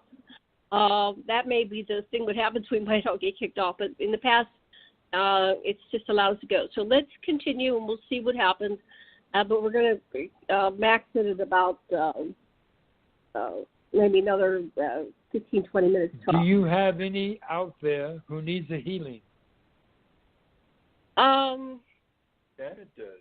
Well, I'm looking at polyp surgery, nasal polyp surgery, on September 7th, and I'm not really wanting to do it. It means cutting and blood and great discomfort. Do you have someone there with you? I have my beloved husband and kitties. All right. I would like for your beloved husband to come and sit in front of you. Okay. I'm going to rub my hands together. I'm going to say receive. You're going to count from 5 to 1, and you're going to say, I receive. Then you're going to say, from the goddess of my being, I am completely healed of this nasal issue, polyp. I am completely healed of this polyp issue, and I know it. And by saying that from the goddess of my being, you are awakening the goddess of your being. You term it as the subconscious, but it is in actuality is the goddess of your being. And that goddess of your being is going to completely and absolutely heal your entire body. You are going to feel, you are also going to feel on the outside of your beloved's hands, he's going to feel a warm sensation. That will be my hands on top of his. And then my energy will go through his hands into your body, into your polyp area, and heal it completely. And it will be done within 2 minutes. Thank you. 5, 4, 3, 2, 1. Receive. I receive. From the goddess of my being, I am healed from the Count from 5 to 1. 5, 4, 3, 2, 1. I receive. From the goddess of my being, from the goddess of my being, I am completely healed of. I am completely healed of my nasal polyp issue. And anything I know else. And I know it. Have your beloved count from 5 to 1, and he's going to say receive. 5, 4, 3, 2, 1. Receive. Now receive. Now begin feeling this energy going into your nasal breathing capacity. It is all going in there right now. He is feeling the warmth on the outside of his hands, and that is my warmth and my energy going through his hands into your body. And you are being healed right now. I'm going to time you for 2 minutes on the wall clock I see on the wall here. And after 2 minutes, I want you to breathe deeply and notice that there is no more issues with your breathing at all, or your palate, or any of that. Keep your hands there, positioned where they are. To break in, we might cut off because we'd set the clock for 120 minutes, so I just want to let everyone know this. I hope it keeps going. Indeed.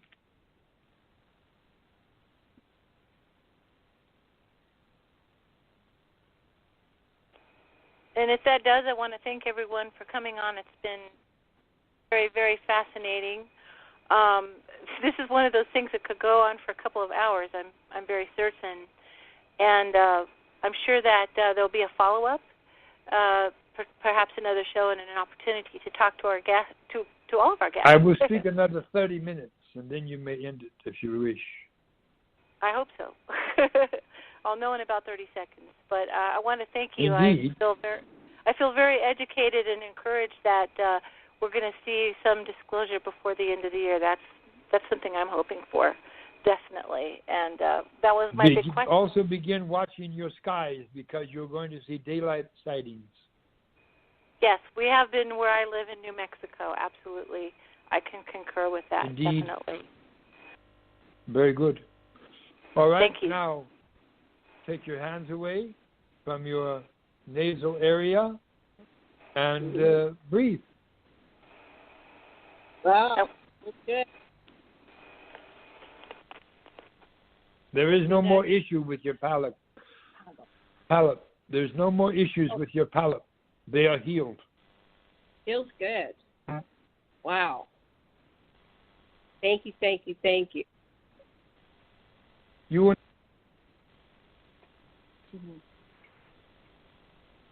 Thank you. You need to All have right. your beloved do this 3 times per day. Have him Okay. rub his hands together, place one over your palate, one on the back of your head, and you do the same. Put one on the over your palate, and also on the back of your head. And you count 5, 4, 3, 2, 1. I receive from the goddess of my being. I am healed of. And then state it again. Reinforce it 3 times per day. And very shortly, you will go back to your doctor, and your doctor will be astonished. Great. It's so much fun to astonish doctors. I like to astonish those doctors. So, yeah, let's. Beloved masters, you have what is called in your world. You have belief, and then you also have knowing. Yeah. You do away with the belief part. Always go to I know. I know. know it. Never say I believe, because believe does not accomplish anything, but knowing does. Yeah. I'm aware of And that. know that you are all healers. You are all gods and goddesses. And when you realize this in reality, your time, your remaining time on earth will be glorious, will be energetic, will be what is called very, very harmonious and healing as well. Now, I charge you also, go out and heal everyone else. You have the ability within you to heal each and every human you come in contact with. Because you are gods and you are goddesses. I'd like to know. It's just so striking what you're saying. I was just talking to this priest, Father Mihal, in Yale, and he said this thing, that the message of Jesus was that it's with your mind you can create anything that you create. And the exact same message that you're giving, just coming through in this guy's metaphor. This is beautiful. Thank you so much. Yes. I love what you're saying. I want to give Karen and Yes. I just wanted to give them a chance to maybe ask a question. I have one question, and this is based on my life. Indeed. When I was young, I used to go out into out my crown chakra and down into the basement, and I would go down into the inner earth. Indeed. And I just wondered what that was about. Am I one of you that I was returning home? It seemed like that was where I was from. You are what is termed as a fairy queen. And what does that mean? What does that mean? It means at one time you were a fairy queen. Uh-huh. That's what it means. That's what it means. You were a fairy in one of your past lives. And you were also what is termed as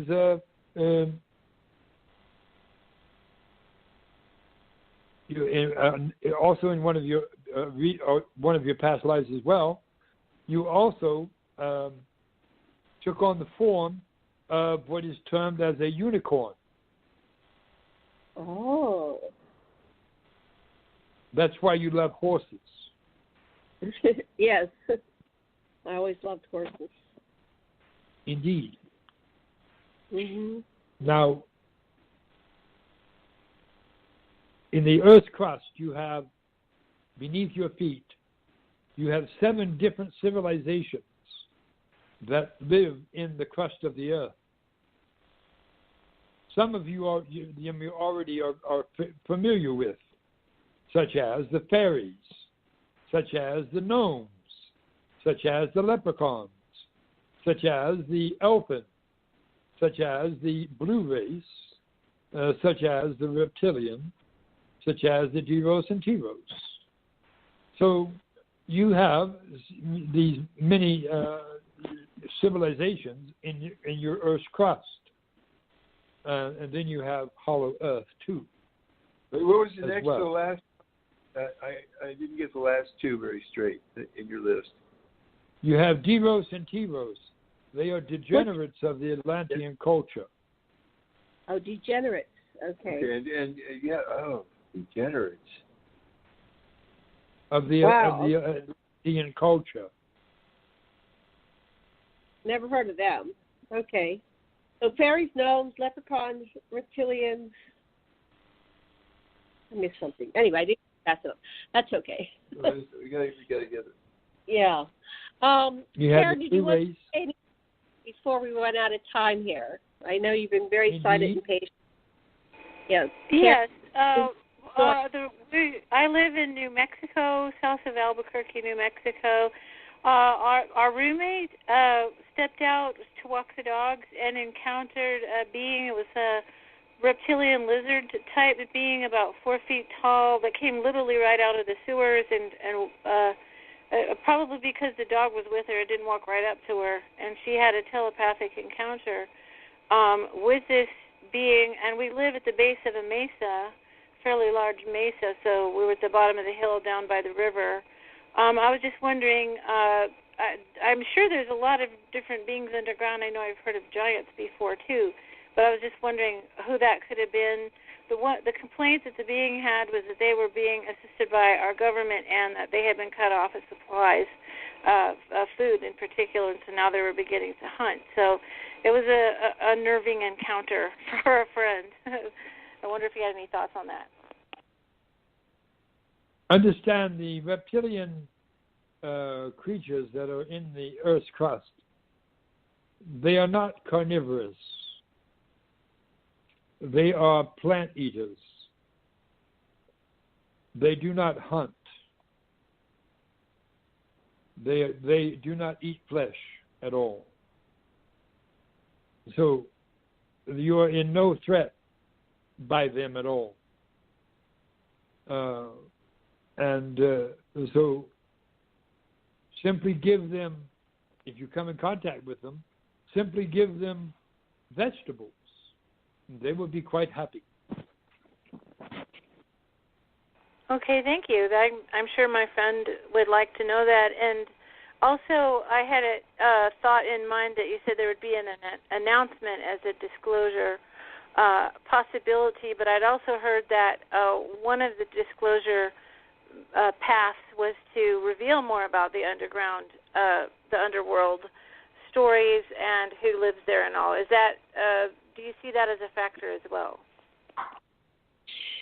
I will also educate you a bit about your religion. Your religion is a trap, what you would term as a trap. It is giving you information that is not true. It is giving you information that is detrimental to your development, if you will. Yeah. But also understand that the religion, they use the term Satan or the devil. The devil or Satan does not exist. He is simply what is termed as a thought form and nothing more. The more credence you give to him, the more substance he becomes. But as a physical, breathing being, he does not exist. So, the term Satan is derived from the planet Saturn. And it was brought down through the ages and came out to be Satan.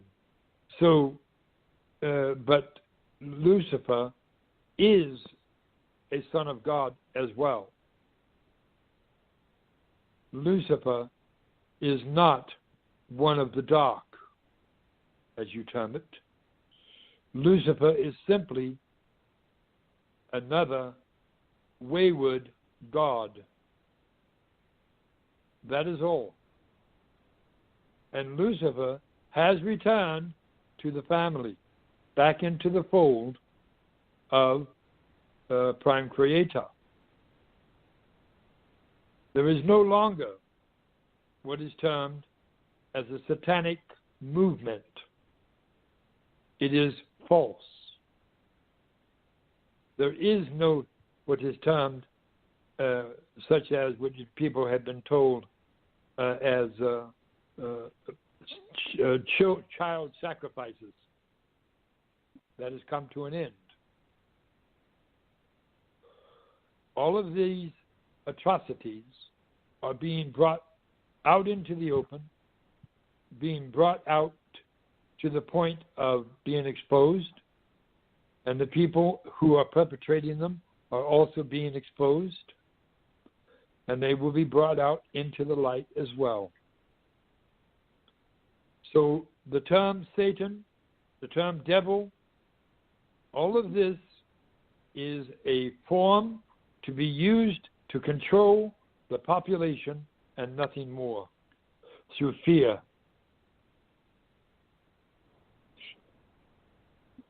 Okay, thank you. I'll lob it back to you, Janet. Okay, I think we're running out of time here, but I have one final thing to ask. What can we expect after disclosure? What will the world look like?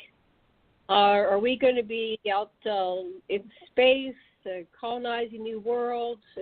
Maybe you could, instead of me just guess, what can we expect that to look like? You're going to have what is termed a time called the gathering.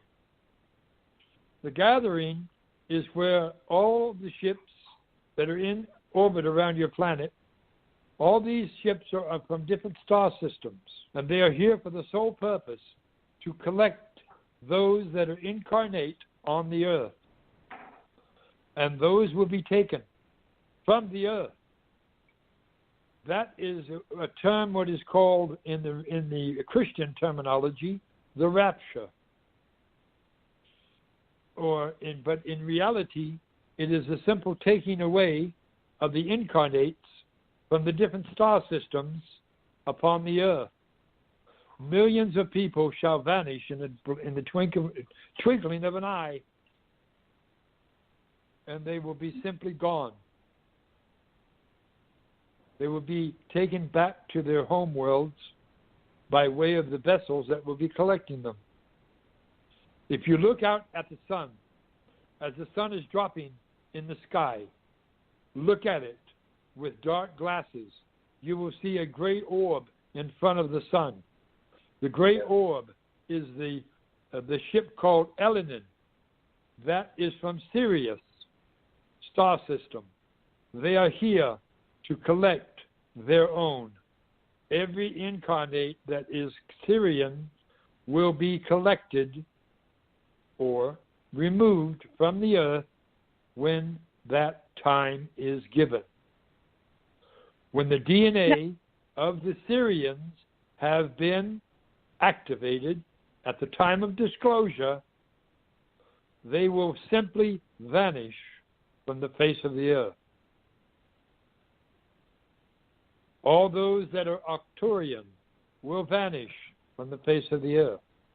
All those that are Orion will vanish from the face of the earth. All those that are from what is called Alpha Centauri shall be vanishing from the earth. This will cause much panic throughout the entire world, but it is a necessity to occur. Those that remain on the earth will then be taken either into Hollow Earth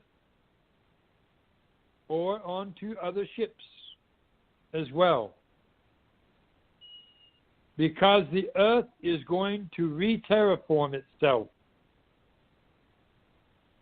Mother Earth, as you term Gaia, Terra, whatever you wish to term her, she is about to go through a dramatic change.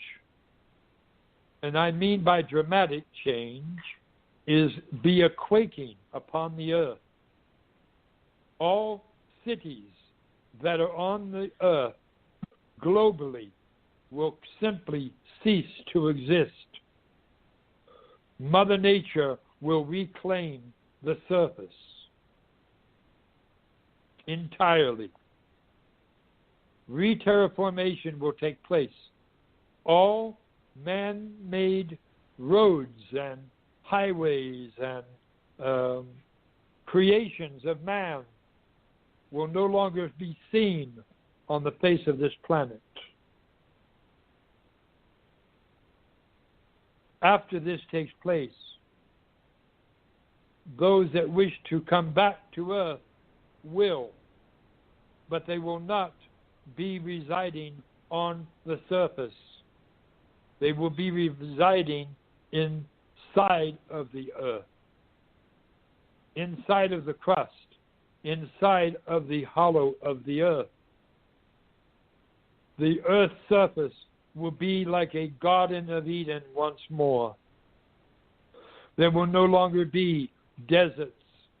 There will not be desolate areas. It will all be gardens and jungle and everything of this nature. All what is termed by, quaking of the earth, you are speaking of a 20-point to 25-point quake globally. You can imagine what that would do to the surface. All cities flattened completely. Wow. But all mankind, all creatures will be safe on ships or in hollow earth. There is enough land inside hollow earth to house every person on the planet.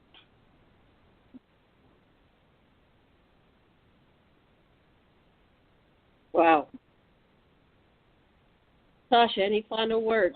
This is awesome. I hope this got recorded. Oh, yeah, this is being recorded. Oh, awesome. Thank you. Wow. Thank you, Zorra. I'm going to send out a healing pulse, global healing pulse, that is going to go out globally from your transmission, your show, and it is going to reach every household in the world. And when I do this, I'm going to count from 5 to 1. I'm going to say receive, and when I do, everyone globally is going to receive this energy.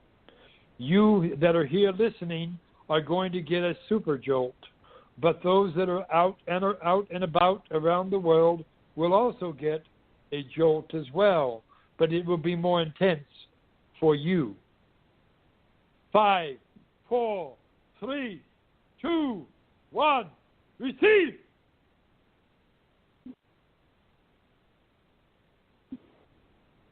Healing globally to every household, to every man, woman, and child on the earth that needs healing. They are all being healed. I see wheelchairs being emptied right now. I see, these are in hospitals. I see what is termed hearts being completely restored. I see even some cases, even limbs that were missing are being restored. This is a gift coming through me from Prime Creator.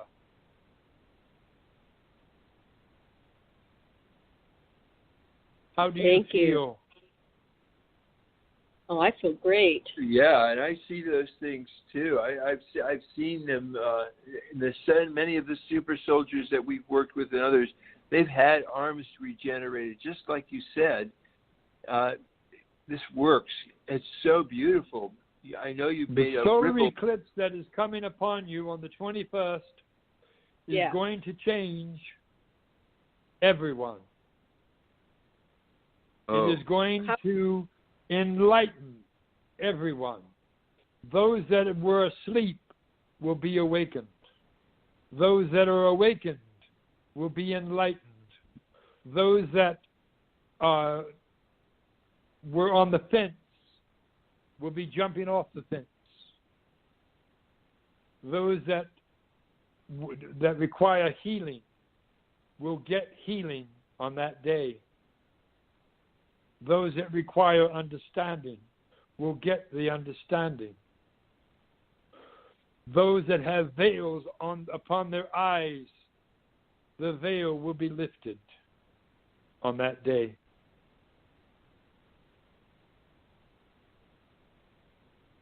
Wow, thank you.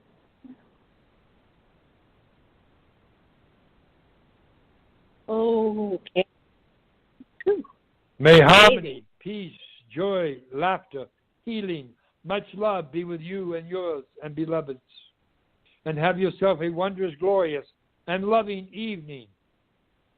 So be it. Thank you, Zorra. I shall return Zaraya back here. Not yet. Okay. Love and blessings. If you want to know where Zaraya is over Virginia in my ship. Oh, wow. Because we are observing and we are comforting a woman known as Heather. Yes.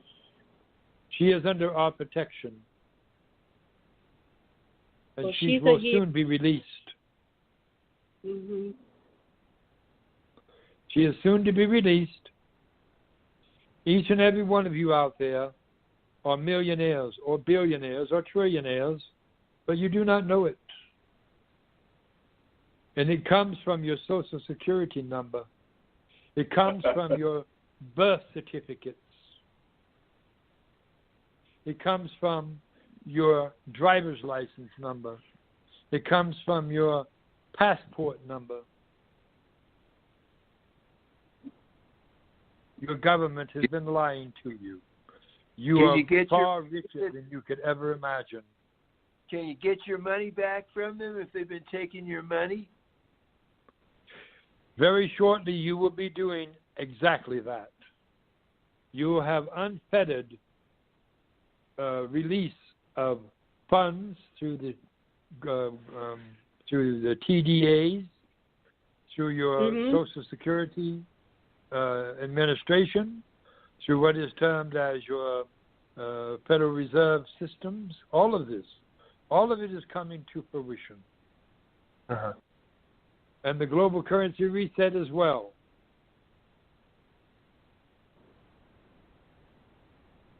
Yeah, we've been hearing a lot about that. So we're looking for the... Simply manifest it in your lives. Stop thinking in lack. Stop thinking that you cannot afford something. Always act as though it has occurred already and that you can afford anything that you desire. And the more you do that in harmony with everyone else, in what is called in alignment with everyone else, and in your thinking, in what is, by the way, your thinking processes are in your heart mind, not in your brain. Your brain is simply a vault of knowledge where all of your knowledge is stored. It is not your thinking, processing mind. That is in your chest.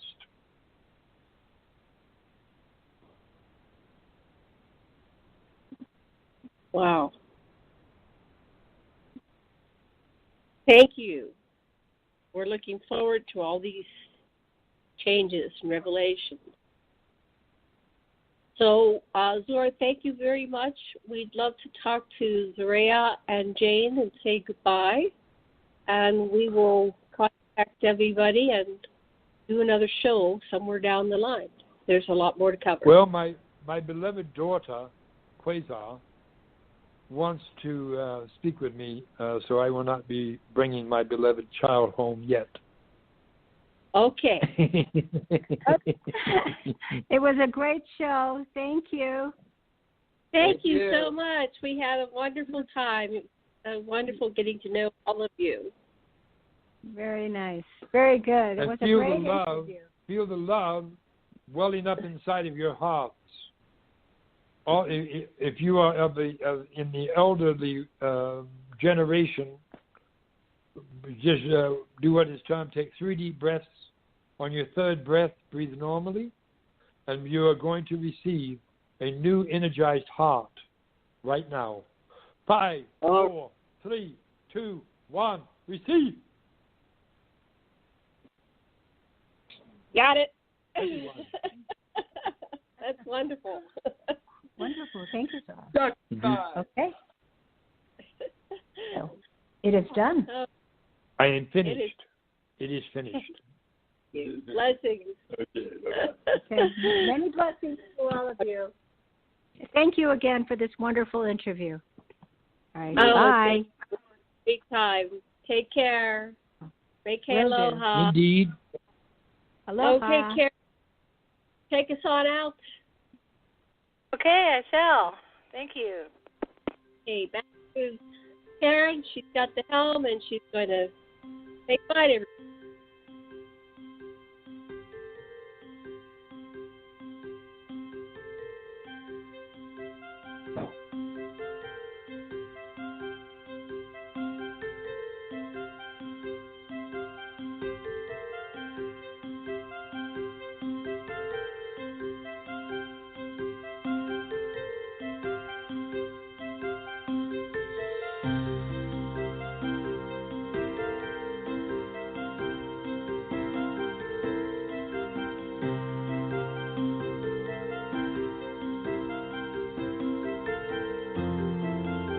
Thank you for listening to Aquarian Radio Friday nights, The Experiencer Path.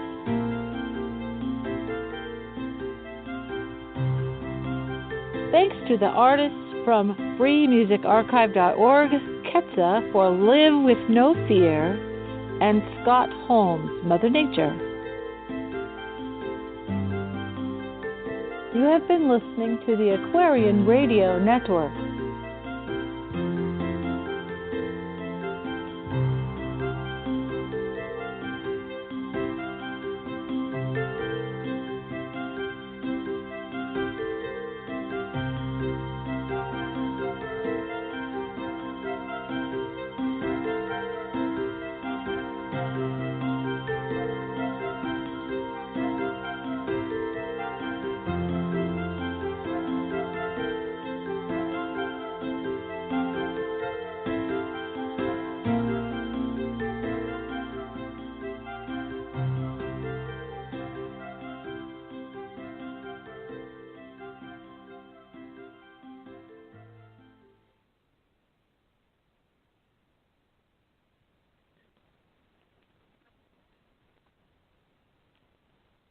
Have you heard? Metro by T-Mobile now includes Amazon Prime. Yes, enjoy the best of shopping and entertainment, movies, TV shows, music, free shipping, and much more. All included for just $40 per line for 3 lines. All on the T-Mobile network. Discover the smarter way. Metro by T-Mobile. That's genius. One offer per account. Offer subject to change. $12.99 per month value. Offer valid for new Amazon Prime members. Metro customers may notice reduced speeds versus some T-Mobile customers. Video at 480p. Capable device required. See store for details and terms and conditions.